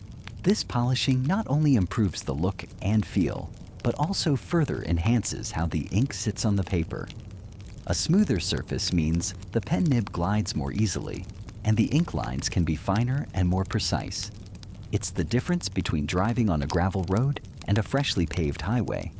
Much smoother journey for your pen, allowing for more delicate strokes and intricate details. A quirky little tidbit for you in some cultures. They even used wolves' teeth as burnishers. Apparently, the natural curve and hardness of the tooth, particularly a canine, were just right for the job. I imagine acquiring one of those was a bit more of an adventure than just finding a smooth rock. Excuse me, Mr. Wolf, could I just borrow your canine for a moment? It's for, art. Probably didn't go down too well, but it speaks to the ingenuity and resourcefulness of early artisans, using what was available in their environment to perfect their craft. Later on, with the rise of industrial papermaking, this hand burnishing process would be mechanized with something called a calendar stack, a series of heavy, polished metal rollers that the paper passes through, pressing it smooth with immense pressure. It's the same principle, just on a much larger, more efficient scale, producing reams of uniformly smooth paper. But here, in our more artisanal setting, it's all about your skill and patience with that burnishing tool. The feel of the paper changing beneath your hand. You'd inspect each sheet, holding it up to the light, angling it to catch reflections, feeling for any rough patches or inconsistencies, ensuring that consistent, smooth finish. It's a tactile process, relying on your sense of touch as much as your sight. The light would catch the newly polished surface differently, a soft, inviting gleam replacing the dullness of the unsized, unpolished sheet. And the smell. There might be a faint, clean scent from the starch, or almost no scent at all. Just the pure essence of finished paper, ready for its purpose. And there you have it. Your paper is now sized and polished, ready for its grand debut. It's no longer just a mat of tangled fibers. It's a refined canvas, patiently waiting for words, for drawings, for the imprint of ideas. It's quite a journey from that pile of old rags or plant fibers, isn't it? All this effort, just so you can write a shopping list, or perhaps, if you're feeling ambitious, the next great epic. No pressure. So, you gather these perfected sheets, stacking them carefully. They feel so different now, smoother, more substantial, with a quiet confidence about them. They've been through the ringer, quite literally, and have emerged transformed, ready for the scribe, the artist, the printer, ready to carry messages across time. It's a pretty profound thought. Really, when you pause to consider it amidst all the starch and stone rubbing, this refined surface is the culmination of so much careful labor. So, you're standing in this bustling Tang marketplace, or perhaps a quiet scholar's study, and you reach for a piece of paper. But what kind of paper are you touching? Because much like your local supermarket's bewildering array of artisanal sourdoughs, Tang Dynasty paper wasn't a one-size-fits-all affair. Oh no, there was a whole spectrum, a veritable rainbow of textures and qualities, each with its own story, its own purpose. Remember that incredible surge in production we talked about? Well, that innovation didn't just mean more paper. It meant more kinds of paper, from the humble to the sublime. Let's start at the, shall we say, earthier end of the spectrum. You might encounter some pretty rough stuff, paper that feels a bit like a friendly cat's tongue, textured, a little coarse. This would be your everyday, run-of-the-mill paper, often made from recycled scraps. Old fishing nets hope they washed those first, or less refined plant fibers like straw or the tougher bits of hemp. It wouldn't be brilliantly white, perhaps a bit mottled, a little uneven. You can almost feel the individual fibers if you run your fingers lightly across its surface. It might even have a faint, dusty scent. a reminder of its very organic origins. Think of it as the Tang equivalent of that slightly gray, fuzzy paper you use for jotting down a quick note. Or maybe the kind of paper your modern takeout sometimes comes wrapped in. Perfect for when your grocery list needs that rustic chic look, or, just to prove you're not too fancy. This rougher grade was essential, though. It was used for everyday wrapping, its texture providing a decent grip.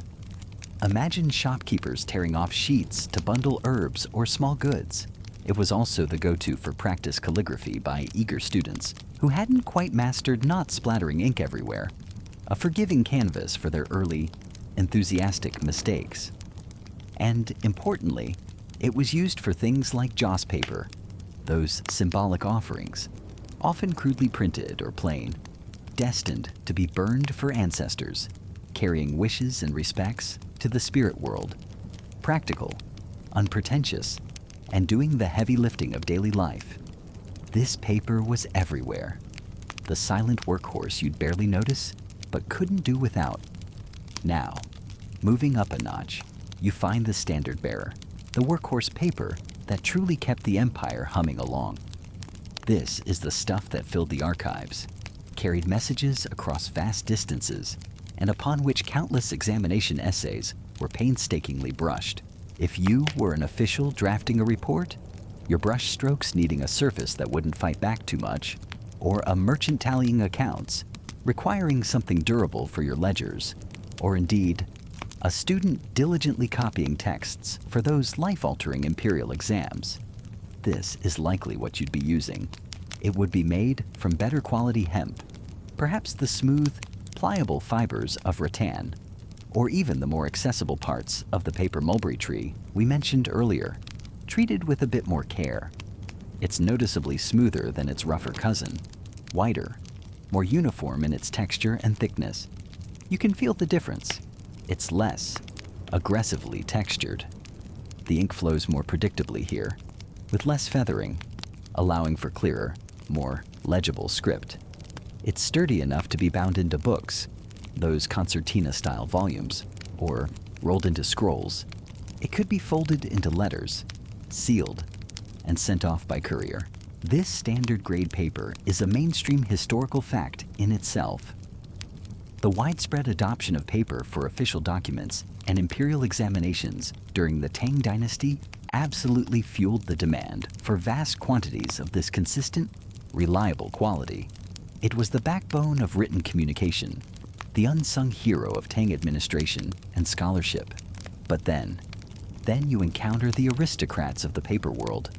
Papers so fine, so exquisitely crafted, they become art forms in themselves, surfaces that don't just receive ink, but collaborate with it. And when we talk about fine Tang paper, one name often floats to the surface like a perfectly formed lotus blossom on a still pond xuan paper, or xuanji. Imagine traveling, not with a time machine, but just in your mind's eye, to Anhui Province, specifically to Jing County, the birthplace of this legendary paper.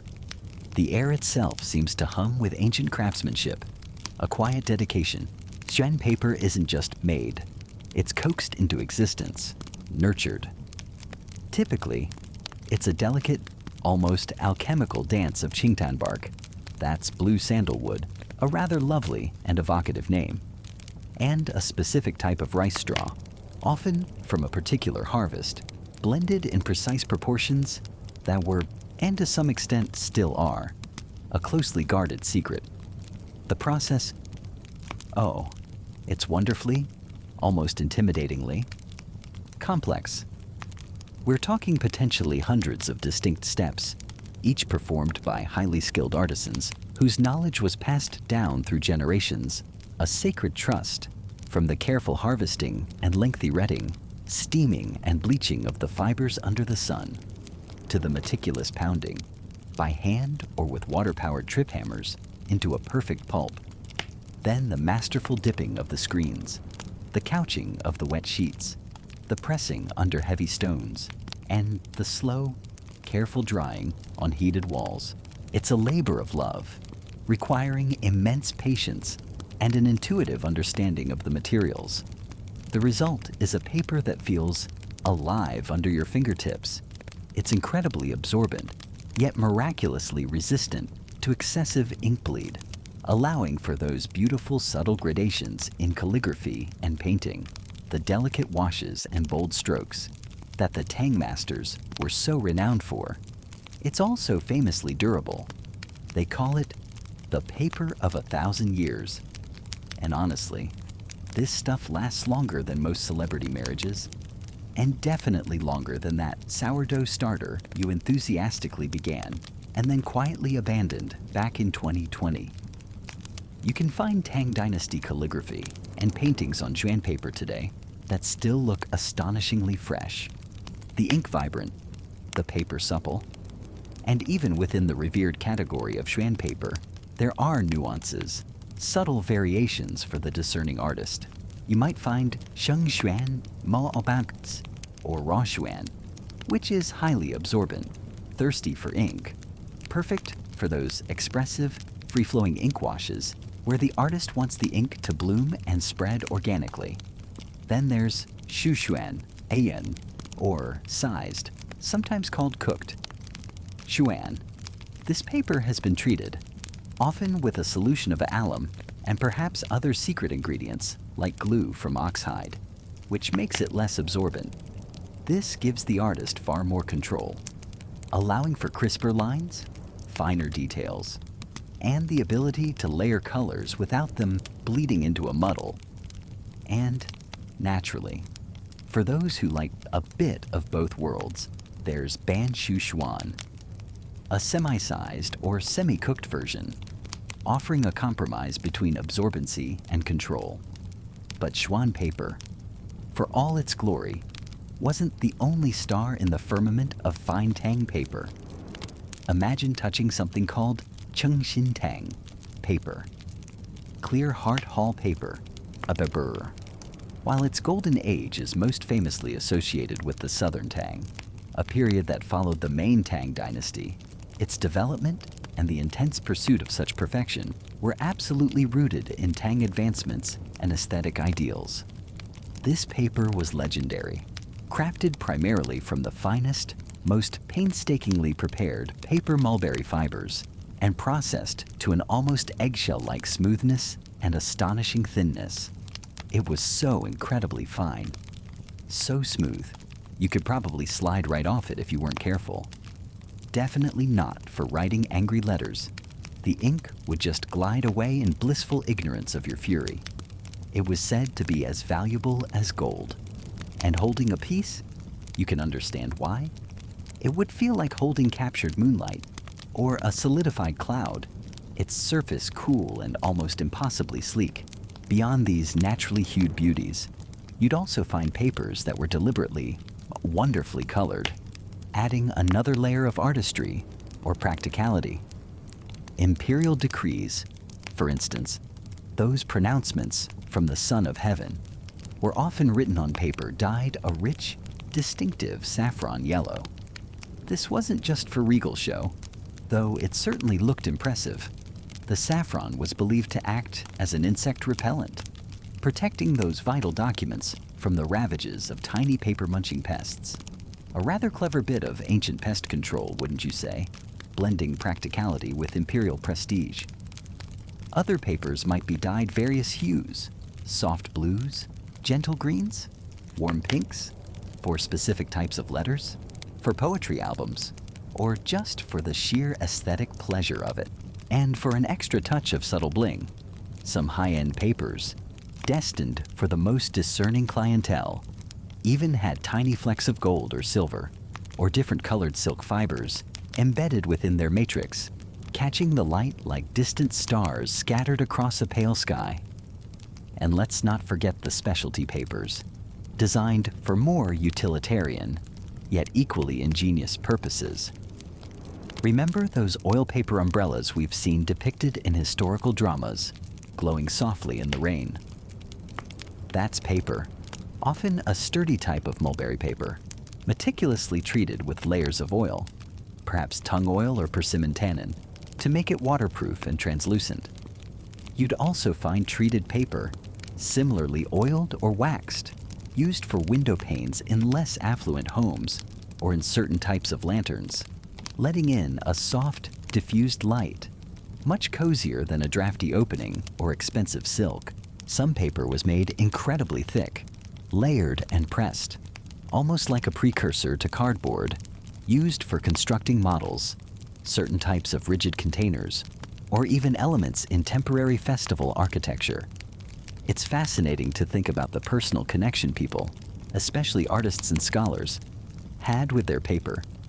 Here's a quirky little tidbit for you. Some Tang poets were so incredibly particular about the paper they used, so attuned to its feel, its weight, its absorbency, and how it uniquely interacted with their personal style of brushwork and their preferred ink, that they would apparently undertake journeys, almost like pilgrimages, to specific regions renowned for their papermaking. They'd seek out master artisans to commission bespoke batches, ensuring their verses were laid down on a surface they felt was truly worthy of their art. Imagine a celebrated poet today flying to a remote mill in Finland just to source the perfect paper for their next collection. A similar dedication to the craft, to the very foundation of their expression, the level of artistry involved, and the precise, often secretive techniques employed, especially for these luxury grades, naturally lead to ongoing discussions among those who study these things.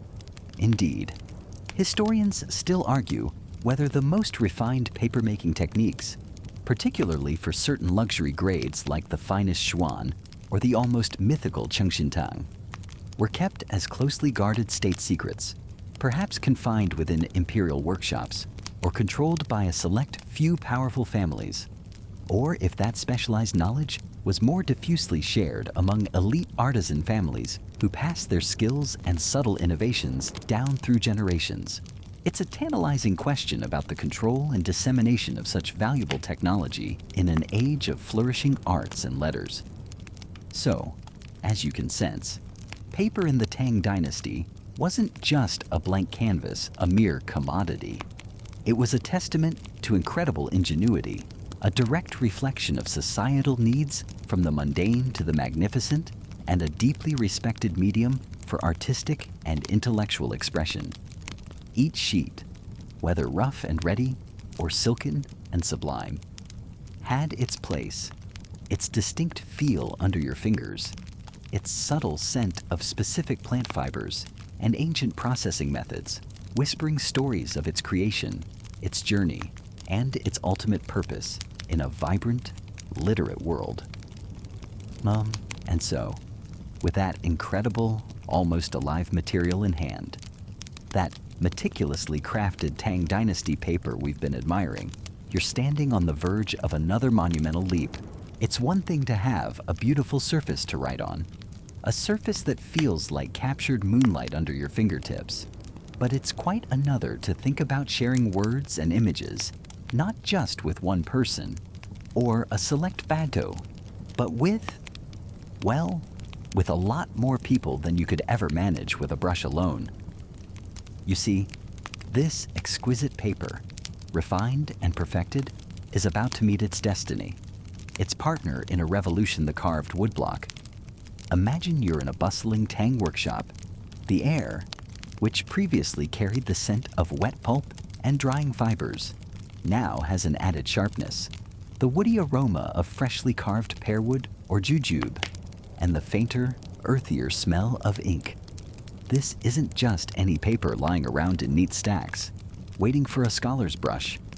Remember that smooth, almost luminous paper we were talking about? The kind made from mulberry bark, hemp, or perhaps even rattan, meticulously treated and sized. That's the hero here. The paper makers of the Tang Dynasty weren't just making paper. They were, perhaps unknowingly at first, crafting the perfect stage for the printed word. They'd figured out how to make paper that was consistently thin, yet surprisingly strong. You could hold a sheet up, and it wouldn't tear with a stern glance, unlike some of those wispy receipts you get today that seem to disintegrate if you look at them too hard. This Tang paper had integrity. Critically, it was also exceptionally smooth. Those earlier, rougher papers, they'd be a nightmare for printing. The ink bleeding everywhere, the image a fuzzy mess. But this new generation of paper, often treated with a sizing agent like starch or gypsum, had a surface that welcomed ink with open arms, but didn't let it run wild. It held the line, quite literally, allowing for crisp, clear impressions. Think of it like the difference between trying to draw a perfect circle on a piece of rough canvas versus a sheet of smooth vellum. One is a struggle, the other, a glide. This careful preparation of the paper surface meant that when a carved woodblock, inked and ready, was pressed down, the image transferred cleanly. The fibers were conditioned to absorb just the right amount of ink, not too much to cause feathering, not too little to leave a faint, ghostly image. And because the paper was becoming more uniform in thickness and texture, you could expect a similar result, copy after copy. This consistency was absolute gold. Now, picture the other side of this partnership, the woodblock itself, carving a whole page of text or an intricate image in reverse onto a block of wood is no small feat. It requires patience, immense skill, and probably a very good set of tiny chisels. You trace the characters or the drawing onto the block, then painstakingly carve away all the wood that wasn't part of the image, leaving your text or illustration standing proud in relief. It's like sculpting, but backwards and with much less room for error. One slip, and your elegant character for heaven might suddenly look more like slightly lopsided potato. Once carved, the block is inked.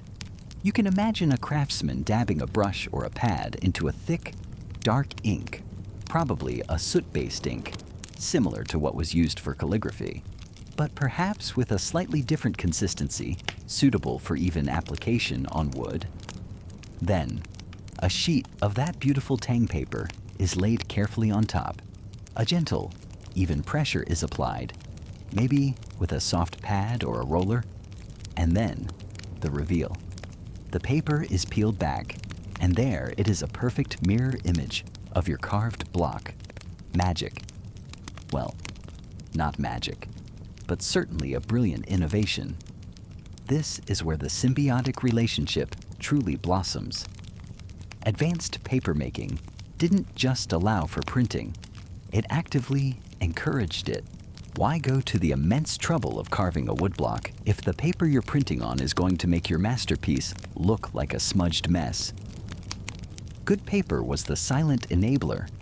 And conversely, as woodblock printing began to take off, the demand for suitable paper skyrocketed. Suddenly, it wasn't just scholars and officials needing a few good sheets. It was monasteries wanting to reproduce sutras by the hundreds, or the government needing to print official notices, or even merchants wanting to print calendars or almanacs. This demand undoubtedly pushed papermakers to innovate further. You want how many copies of the Lotus Sutra by next month? You can almost hear a harried workshop foreman grumbling. We're going to need more mulberry stat and figure out how to make those sizing baths more efficient. Perhaps this pressure led to refinements in mass-producing certain grades of paper, making it more affordable and accessible. The sheer volume of Buddhist texts produced through woodblock printing in the Tang is staggering. It's a well-known historical fact that the earliest complete, dated, printed book in the world is a copy of the Diamond Sutra, found at Dunhuang, and it's dated to 868 CE. That's not a tentative first try. It's a sophisticated piece of work, implying the technology had been developing for some time. Enough sutras, one might joke, to wallpaper the imperial palace tastefully. Of course, with very even margins. And it wasn't just lofty religious texts or stern government edicts being printed. Here's a quirky little tidbit for you among the printed materials from this era, or shortly thereafter as the technology spread. were things like Taoist charms and amulets. Imagine people buying a printed charm for good luck or to ward off misfortune. Much like you might pick up a lucky rabbit's foot today, only, slightly more inky. These weren't grand literary works, but they show how printing was permeating different levels of society, fulfilling diverse needs. It was the ancient equivalent of a mass-produced motivational poster. Perhaps the implications were profound. Information could now be disseminated far more widely, accurately, and cheaply than ever before. While hand copying was prone to errors and incredibly time-consuming, printing offered a way to create identical copies in relatively large numbers. This helped standardize texts, whether they were Confucian classics, Buddhist scriptures, or medical treatises. It was the beginning of an information revolution, quietly fueled by the humble paper sheet. Of course, historians still argue whether the initial, most powerful surge in printing's development came primarily from the desire to spread Buddhist teachings to a wider populace, or if it was the increasingly complex needs of the Tang imperial bureaucracy for standardized documents, forms, and official communications that truly lit the fuse. Perhaps, like most great leaps, it was a bit of both, a confluence of spiritual zeal and administrative necessity, all made possible by the ever-improving quality of paper. You can almost feel that perfect sheet in your hands, can't you? Smooth, resilient, waiting to carry words that would echo through centuries. It was a partnership written in the very fibers of Tang society. And speaking of all those scholars we imagined, diligently hunched over their desks, meticulously copying texts and composing poetry, the very material they relied on, paper, wasn't just for their lofty pursuits. Oh no, you see, in the Tang Dynasty, paper, that wonderfully versatile invention, has truly come into its own, weaving itself into the very fabric of daily existence, far beyond the imperial decrees and philosophical treatises. Forget just being a surface for words. Here, paper is an artist's canvas, a merchant's promise, even, believe it or not, a component of your wardrobe if you're particularly adventurous. You feel the slight texture of it everywhere. In the realm of art, it's transformative. While silk paintings are still the peak of luxury, paper offers a more accessible, wonderfully absorbent surface. You watch an artist, their brow furrowed in concentration, as a brush loaded with rich black ink dances across a sheet of Xuan paper. That prized, almost legendary material. See how the ink bleeds just so, creating subtle gradations of gray, capturing the mist clinging to a mountain peak, or the delicate veins of a bamboo leaf. It's not just monochrome. Pigments adhere beautifully too, allowing for vibrant depictions of courtly life, playful animals, or serene Buddhist figures. The paper itself becomes part of the art, its fibers contributing to the final effect. You can almost smell the faint, earthy scent of the drying ink mixed with the subtle aroma of the paper itself. Now, let's talk about paper as clothing. Yes, you heard that right. While you probably won't be strolling down the main avenue of Chang'an in a full paper suit, especially not on a drizzly day, unless you're aiming for a rather avant-garde, performance art kind of look that dissolves mid-promenade, paper does find its way into attire. For instance, paper was sometimes used to create stencils for dyeing intricate patterns onto silk, a much more common fabric for clothes. But there's also evidence of paper being treated, layered, and lacquered to create surprisingly sturdy items. Some soldiers, for example, might wear forms of paper armor. It sounds flimsy, but properly prepared, it could offer a degree of protection against arrows, being lighter and cheaper than metal. This is a rather quirky tidbit, isn't it? Paper armor, who knew? Perhaps you also see delicate paper flowers adorning a lady's elaborate hairstyle, or a scholar with a simple utilitarian paper hat to shield him from the sun. It's not high fashion, mostly, but it's practical. Then you witness paper revolutionizing commerce. Remember those bustling markets and the long-distance trade facilitated by the Grand Canal. Carrying heavy strings of copper coins over vast distances is, to put it mildly, a bit of a pain. So, the clever Tang merchants and the government come up with something called facade, literally flying money. Now, it doesn't actually flap its little paper wings and soar through the air, which is a bit disappointing, I grant you.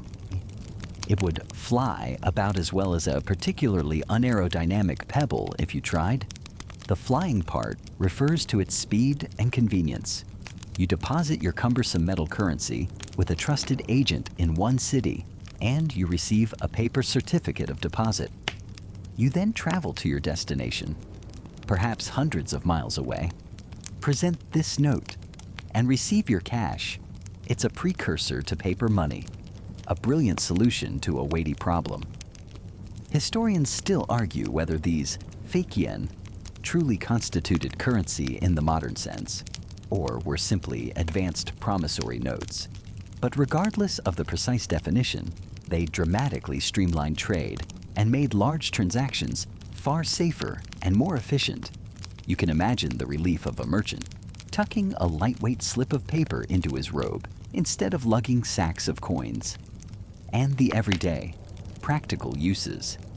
They are simply everywhere. As dusk settles over the city, you see the soft, warm glow of paper lanterns. Some are simple, spherical, casting a gentle light on a food stall. Others are elaborate, shaped like animals or flowers, painted with calligraphy or auspicious symbols, hanging outside grand residences or temples. You hear the gentle rustle of a paper fan, an indispensable accessory in the humid summer months. They're not just for cooling, they're also a medium for art, with delicate paintings of landscapes or birds, or perhaps a few lines of evocative poetry. You might even see children, their laughter echoing, flying kites made of paper and bamboo, soaring high above the city walls, intricate dragons, birds, and butterflies dancing in the breeze. Look at the windows of many homes. Glass is a rare luxury, so instead, you find wooden lattices covered with oiled paper. It's translucent, letting in a soft, diffused light while keeping out the wind and rain. You can hear the gentle patter of raindrops against such a window, a soothing, rhythmic sound. And here's a mainstream historical fact. For you, the Tang Chinese were pioneers in the use of toilet paper. Yes, that's right. While the rest of the world was improvising, shall we say. Special paper was being manufactured for sanitary purposes in China as early as the 6th century, and by the Tang Dynasty, its use was established, at least among the more affluent. Some records even mention perfumed toilet paper for the imperial court, the height of hygienic luxury. Your average farmer probably wasn't partaking, but it shows a certain level of refinement, doesn't it? One can only imagine the conversations. Darling, did you remember to pick up the jasmine-scented loo roll? Paper is also used for wrapping goods, protecting delicate items, or presenting gifts with a touch of elegance. You see shopkeepers deftly folding paper around purchases, or a carefully wrapped package being delivered. And when the rains do come, you'll observe people unfurling umbrellas made of oiled paper stretched over a bamboo frame. Surprisingly effective, and often beautifully decorated. Even leisure isn't untouched. It's believed that playing cards, small, stiffened pieces of paper with various markings, first appeared or at least became popular during the Tang period, providing another avenue for social interaction and, no doubt, a bit of friendly wagering. From the grandest artwork to the most mundane necessity, paper in the Tang Dynasty is a testament to ingenuity, a quiet, rustling, indispensable foundation of daily life. Right, So, after seeing where all those precious fibers like bamboo and mulberry bark come from, remember those tranquil groves and bustling collection points we pictured now? You step over a slightly raised threshold, and the air immediately changes. You're inside a Tang paper workshop, and it's an experience. The first thing that hits you isn't a sight, but a smell. It's damp, earthy, slightly sweet, and a little bit funky. Think of a very, very old library, one that's had a minor plumbing issue, mixed with the scent of wet wood and something vaguely fermenting. It's the aroma of cellulose breaking down, of fibers soaking and steaming. Not exactly a Glade plug-in, but oddly organic. You almost expect to see artisanal kombucha brewing in a corner. But no, just more vats of what looks like watery oatmeal. Your eyes adjust to the dimmer light filtering in from high windows, perhaps supplemented by the flickering glow of a few oil lamps if it's a particularly gloomy day or a larger establishment. And it's a scene of organized chaos. Water seems to be everywhere, puddling on the packed earth floor, glistening on the wooden tools, dripping from the eaves. This is not a place for your best silk slippers, that's for sure. You see artisans, men, and perhaps some women, moving with a practiced, almost rhythmic grace, despite the strenuous nature of their tasks. Close to where you're standing, a couple of workers are tending to large, steaming vats. Remember all that bamboo we talked about? Here, lengths of it, along with mulberry bark and hemp fibers, are being cooked with an alkali, often wood ash, to soften them and help break down the non-cellulose components. The steam rises, carrying that distinct, slightly acrid scent, and you can hear the gentle crackle and hiss of the fires beneath the vats. It's like a giant, rustic soup kitchen, but the soup is destined to become something far more poetic than a meal.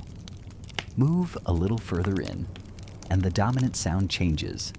It's a rhythmic thump, thump, thump. A percussive beat that sets the pulse for the entire workshop. This is the pulping station. Here, the cooked fibers, now softened and partially broken down, are being mercilessly beaten. You see men wielding heavy wooden mallets, bringing them down with steady force onto heaps of wet fibers spread on stone or wooden blocks.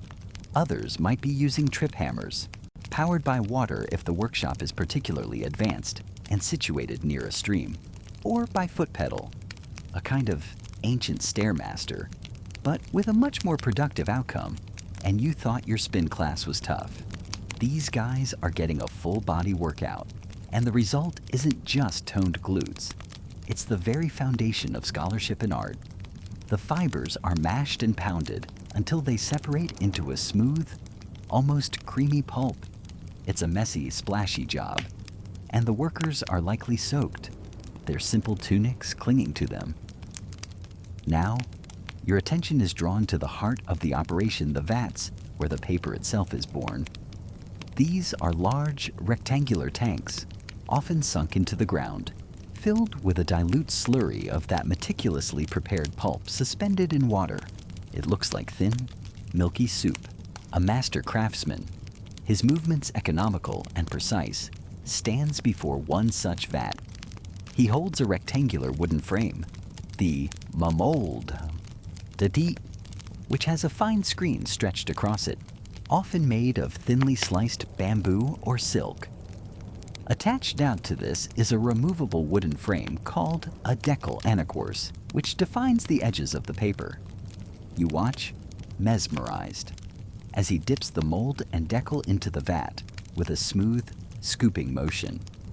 He draws it up, level, and with a series of subtle, almost imperceptible shakes and tilts, he coaxes the fibers to interlock evenly across the screen as the water drains through. This is where the magic happens, the formation of a new sheet. It takes incredible skill to get the thickness just right, to avoid clumps or thin spots, too quick, and the sheet is uneven, too slow, and it's too thick. It's a delicate dance between craftsman and material. Once he's satisfied, he lifts the decal, and there it is, a fragile, shimmering rectangle of wet pulp, a nascent sheet of paper, clinging to the screen.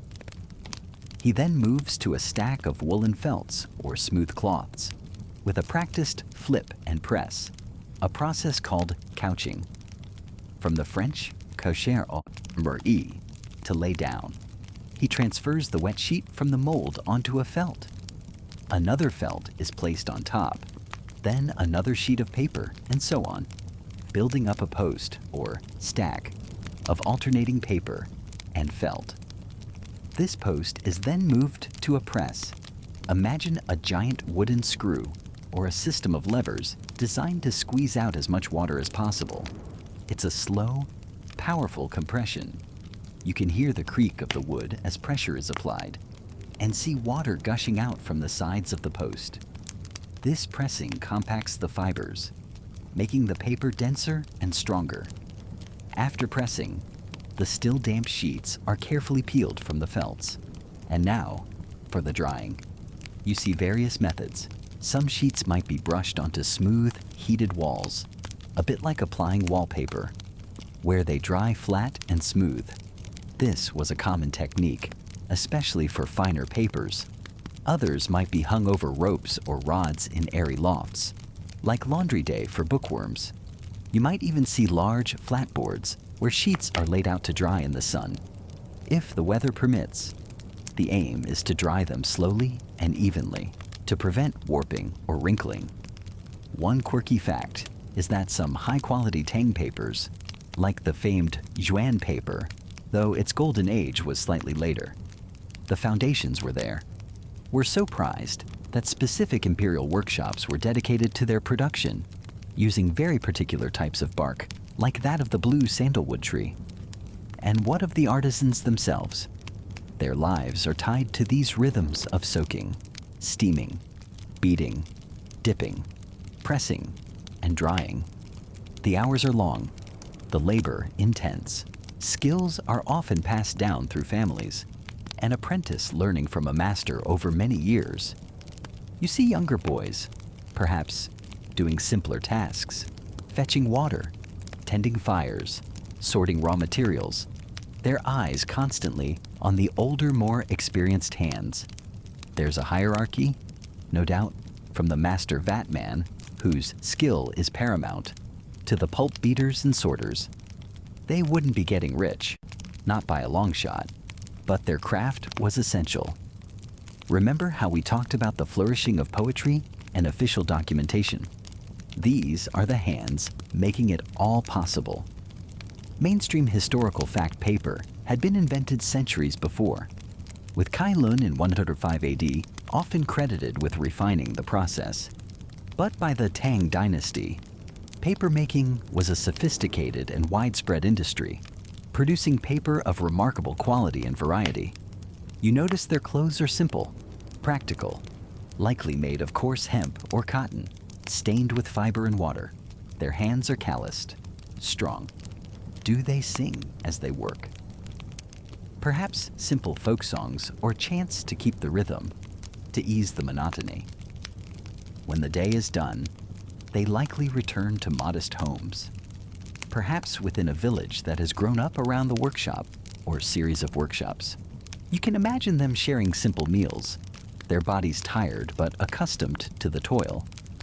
Historians still argue whether the increasing availability of paper during the Tang truly led to a wider spread of literacy among common people, or if it primarily served the already literate bureaucratic and monastic classes. It's one of those debates that keeps university professors happily employed, I suppose. The finished product, stacks of pale, beautiful paper, almost belies the sweat and toil that went into its creation. It's hard not to feel a sense of respect for these anonymous artisans. After all this effort, this careful coaxing of rough plants into smooth, receptive surfaces, some official is probably just going to use it for tax receipts. Oh, the humanity, Or maybe, just maybe, a poet will grace it with characters that will echo through centuries? One can hope. For now, the thudding, the sloshing, the murmur of voices, the steamy, earthy smell. This is the living, breathing heart of how words found their wings in the Tang Dynasty.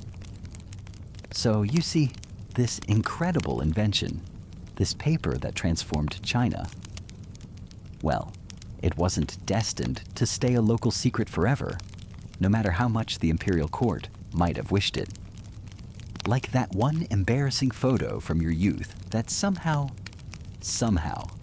finds its way onto the internet. Good technology has a habit of spreading, and in the case of Tang Dynasty papermaking, its first major journey was westward. A slow, almost reluctant creep at first, then a cascade. You're standing, metaphorically of course, at the edge of the Tang Empire. Sometime in the 8th century, the Silk Road, that ancient network of trade and, let's be honest, gossip, is humming. Goods are flowing. Ideas are hitchhiking, and secrets are whispered from caravan to caravan. The Tang, as we've seen, had refined papermaking into a sophisticated art and a vital industry. Remember those bustling workshops, the specialized labor, the sheer volume of documents they were churning out. Well, whispers of this miraculous writing material, cheaper than silk, lighter than bamboo, had already reached the ears of their Western neighbors. But knowing about it and knowing how to make it are two very different things, aren't they? It's like knowing a Michelin star chef makes amazing creme brulee versus actually having the recipe and the blowtorch. The westward gaze of the Tang often met the eastward ambitions of another rising power, the Abbasid Caliphate. And sometimes, when two ambitious entities gaze at each other for too long, they, well, bump into each other, militarily. This brings us to a rather pivotal, if perhaps unintended, moment of technology transfer. The Battle of Talas in 751 CE is widely recognized by historians as the key event that facilitated the westward spread of Chinese papermaking techniques. It wasn't exactly a cultural exchange program brochure, more like an oops, we captured your skilled artisans situation. After the battle, a number of Chinese prisoners of war, including, crucially, papermakers, were taken into Abbasid territory. You can almost picture the scene, some Abbasid commander sifting through the POWs. Swordsmiths, archers, got plenty. Oh, what's this? You can make paper interesting? You, come with me. And so, these unwilling ambassadors of ingenuity find themselves in Samarkand, a vibrant, cosmopolitan city, already a jewel of the Silk Road, now under Abbasid control. Imagine the culture shock for these papermakers. Far from the familiar landscapes of China, the scent of mulberry and bamboo, perhaps replaced by the drier air and different flora of Central Asia. But skill is skill, and the principles, once understood, are adaptable. You watch as they, presumably under some duress, but perhaps also with a craftsman's pride, begin to replicate their art. The local rulers, no fools they, quickly grasped the immense value of this. Paper an administrative dream. A scholar's delight. The first paper mills outside of China proper begin to spring up right there, in Samarkand. They wouldn't have had the exact same ready supply of mulberry bark or bamboo fibers that were so prevalent in many parts of China. So, you see them experimenting, adapting. Linen, flax, hemp, fibers from old ropes, discarded textiles, rags. These become the new raw materials. It's ancient recycling. Really, there's a certain gritty ingenuity to it, turning society's cast-offs into sheets of pristine potential. Can you imagine the smell? Not quite the earthy scent of fresh bamboo.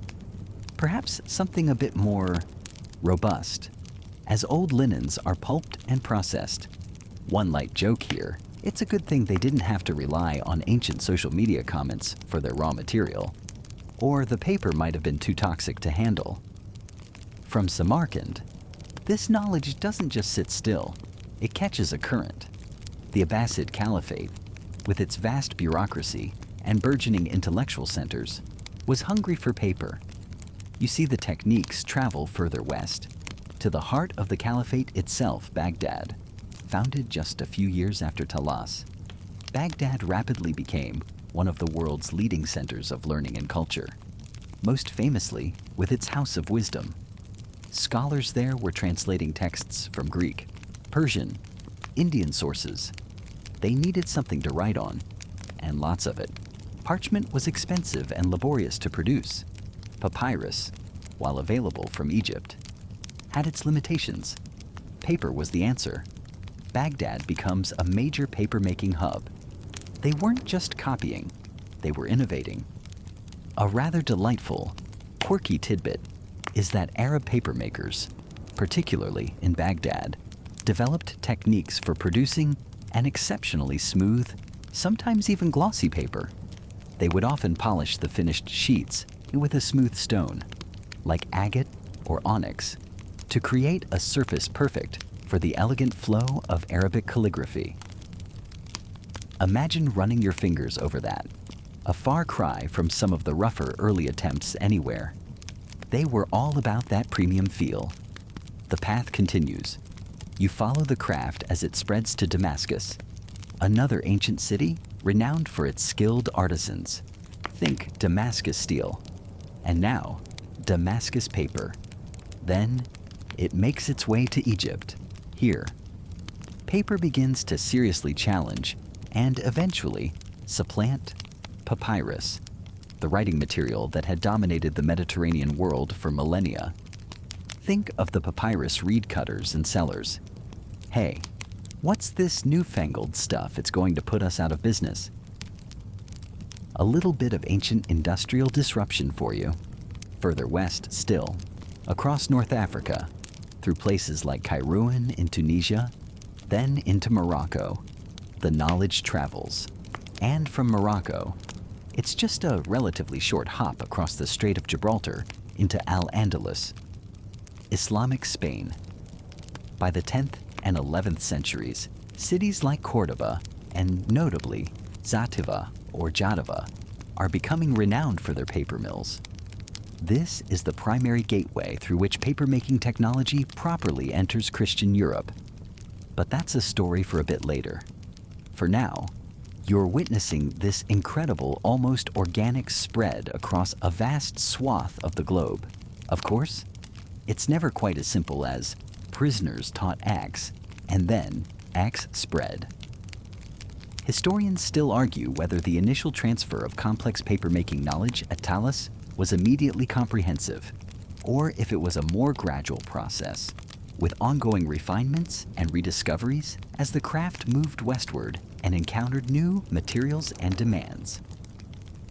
Was it a complete technology package, or more like a starter kit that local artisans then ingeniously built upon? It's one of those delightful historical puzzles where the exact details remain tantalizingly just out of reach, debated in hushed tones in university libraries, probably over cups of tea served on, well, paper coasters.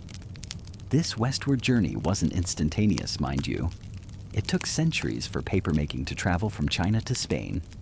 There were no express courier services for industrial secrets back then. No papermaking for dummies, PDFs being shared. It was a person-to-person transfer, master to apprentice, often within families or tight-knit guilds. Each new region presented challenges: different climates, different water sources, different available plant fibers. Each adaptation was a minor miracle of ingenuity. It wasn't just copying, it was a continuous process of reinvention, driven by need and human cleverness. You can almost hear the rhythmic thud of the beating hammers, a sound that, like a heartbeat, slowly, steadily, moved across continents, carrying with it the power to record, to share, and to transform civilizations. And to think, some of it might have started with someone deciding not to throw away their old undies, but to turn them into a medium for poetry. Now, that's upcycling. And so, with all those thoughts and records, those poems and edicts we've been imagining, you begin to wonder what they're all written on, and it's not like they were carving every grocery list into stone, much as that would make for some hefty archaeological finds. No, you're now stepping into a world where something far lighter, far more versatile, is beginning to change everything paper. And not just any paper, but Tang Dynasty paper, a product so integral to its booming economy that it's almost like the undercurrent of a great river, quietly carrying everything along. You find yourself drawn by a rhythmic, sloshing sound, a slightly sweet, earthy smell mixing with the usual city aromas of spices and cooking fires. You peek into a courtyard, and there it is, the heart of paper production. It's a wet, messy, and surprisingly intricate affair. You see workers, their trousers rolled up, standing in vats, mashing mulberry bark, hemp fibers, and sometimes even old fishing nets with heavy wooden pestles. Remember that relentless Tang bureaucracy we touched upon? Well, all those documents needed somewhere to be written, and the demand was insatiable. This isn't some niche craft. It's a burgeoning industry. The pulp, a milky, fibrous slurry, is then ladled into shallow vats. A craftsman, with a practiced, almost balletic grace, dips a fine bamboo screen on a wooden frame into the slurry. He lifts it, water streaming away, and with a series of gentle, precise shakes, the fibers settle into a thin, even layer. It's kind of like making a giant, soggy crepe, if crepes were destined for poetry instead of Nutella. He then deftly transfers this damp sheet onto a felt or wooden board, stacking them one by one. You can see piles of these wet sheets, slowly drying in the sun or overheated walls, transforming from mush into crisp, usable material. The sheer scale of this operation, even in a modest workshop, is impressive. And these workshops are dotted across the empire, especially where the raw materials, those mulberry trees, the hemp fields, are abundant. You realize that paper production itself is creating jobs, livelihoods, for farmers growing the materials, for the artisans in the workshops, for the merchants who will soon transport the finished product. It's an entire economic ecosystem blooming around this seemingly simple invention. Now, let's follow that paper. Once dried, pressed, and sometimes even treated with sizing agents to make it less absorbent, because nobody likes a smudgy imperial decree. It's bundled up. You see stacks of it, ranging from coarse, brownish paper for everyday jottings, or dare we say, more utilitarian. Purposes in the outhouse? Yes. A quirky little tidbit for you paper was indeed used for personal hygiene by the Tang elite, a luxury unheard of in many other parts of the world at the time, all the way up to fine, almost luminous sheets destined for the scrolls of scholars or the brushes of renowned calligraphers. These bundles are loaded onto carts, pulled by oxen groaning under the weight, or onto barges navigating those incredible canals we talked about, like the Grand Canal, which was basically the Amazon Prime delivery network of its day. Paper is relatively light compared to, say, bronze or silk in bulk, but the volume is what matters. It's traveling everywhere, from the capital, Chang'an, out to the furthest provincial outposts, and even beyond the empire's borders. And this is where its economic significance really explodes. The Tang Dynasty, as you know, was a hub of international trade. Merchants from Persia, Arabia, Korea, Japan, they all came to the Tang, and they weren't just taking home silks and ceramics, they were taking paper. A mainstream historical fact here is that Tang China was the world's leading, and for a long time, only major producer of high-quality paper, and its export was a significant trade item. This wasn't just a product, it was a technological advantage, a cultural export that brought wealth back into the empire. Imagine the Japanese monks, so keen to copy Buddhist sutras, or Korean scholars eager for the latest Tang poetry. Paper was the medium for all this exchange, and the Tang held the monopoly. The impact on commerce. Within, the Tang is even more profound. Think about how business gets done.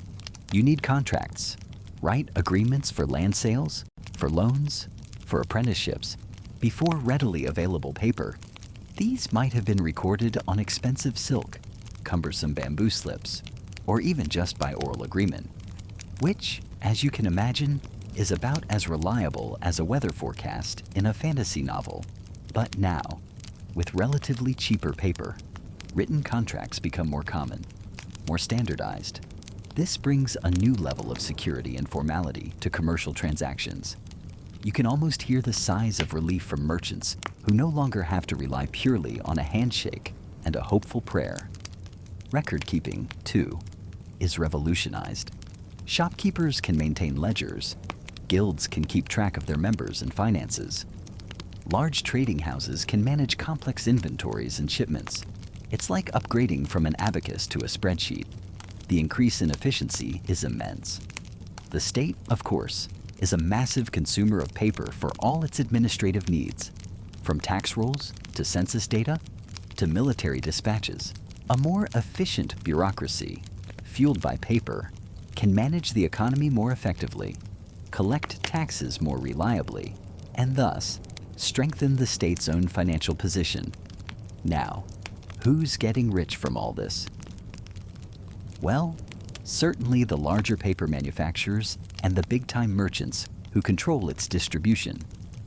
You can picture a wealthy paper merchant, his house filled with fine goods, his influence growing, perhaps even lending money to others. But it's not just the big players. The availability of paper also subtly empowers smaller businesses and individuals. An educated shopkeeper can now manage his affairs with greater precision. A scholar of modest means can afford to buy paper to write his treatises or poems, potentially leading to fame or a government position. And here's where things get really interesting, almost a precursor to something we're very familiar with. With all this trade, carrying around massive strings of heavy copper coins becomes, well, a pain in the back, literally. So, merchants start using paper in a new way as promissory notes. A merchant in Chang'an might deposit his coins with a trusted agent and receive a paper certificate, a kind of IOU. He can then travel to another city, say Luoyang, and exchange this certificate for cash with the agent's counterpart there. This was known as flying cash, Fakian, because it was so much lighter than actual money. While true paper money as a government-issued currency would come later, these Tang-era merchant certificates are a clear stepping stone, a testament to how paper was greasing the wheels of commerce, making it faster, safer, and more efficient. It's like the very first, very analog, Venmo transaction. The economic impact isn't just about direct sales of paper or the wealth of paper merchants. It's about how paper underpins and amplifies so many other economic activities. It facilitates communication, standardizes agreements, and improves the flow of information, all of which are vital for a complex, thriving economy. Historians still argue whether the widespread availability of paper was a primary driver of Tang economic expansion, or if it was more of a facilitator and a technology that flourished because the economy was already booming and demanded such a tool. It's one of those chicken or the egg debates, but either way, you can't deny its central role. You watch as a scribe carefully unrolls a fresh sheet of paper, dips his brush in ink, and begins to write. Each character flows onto the surface, a testament to centuries of refinement in both calligraphy and paper making. It's a quiet moment, but it represents a powerful economic force, a subtle engine driving the wealth and commerce of this incredible empire. The feel of that slightly textured paper, the smell of fresh ink, it's the scent of business, of scholarship, of a civilization documenting itself and, in doing so, creating new avenues for prosperity. It's not just something to write on. It's woven into the very fabric of Tang economic life, as essential as the silk in its robes or the tea in its cups. And so, our long, quiet journey through the rustling bamboo groves and bustling workshops across centuries and continents draws to a gentle close. You feel the weight of all that history, all that ingenuity, settling around you now, soft as a newly pressed sheet of the finest Tang paper. The echoes of the past, the distant murmur of voices discussing fibers and faiths, begin to recede, carried away on a soft, imaginary breeze. The light from our paper lanterns dims, casting longer, softer shadows, and the world outside this moment, with all its demands, feels very far away.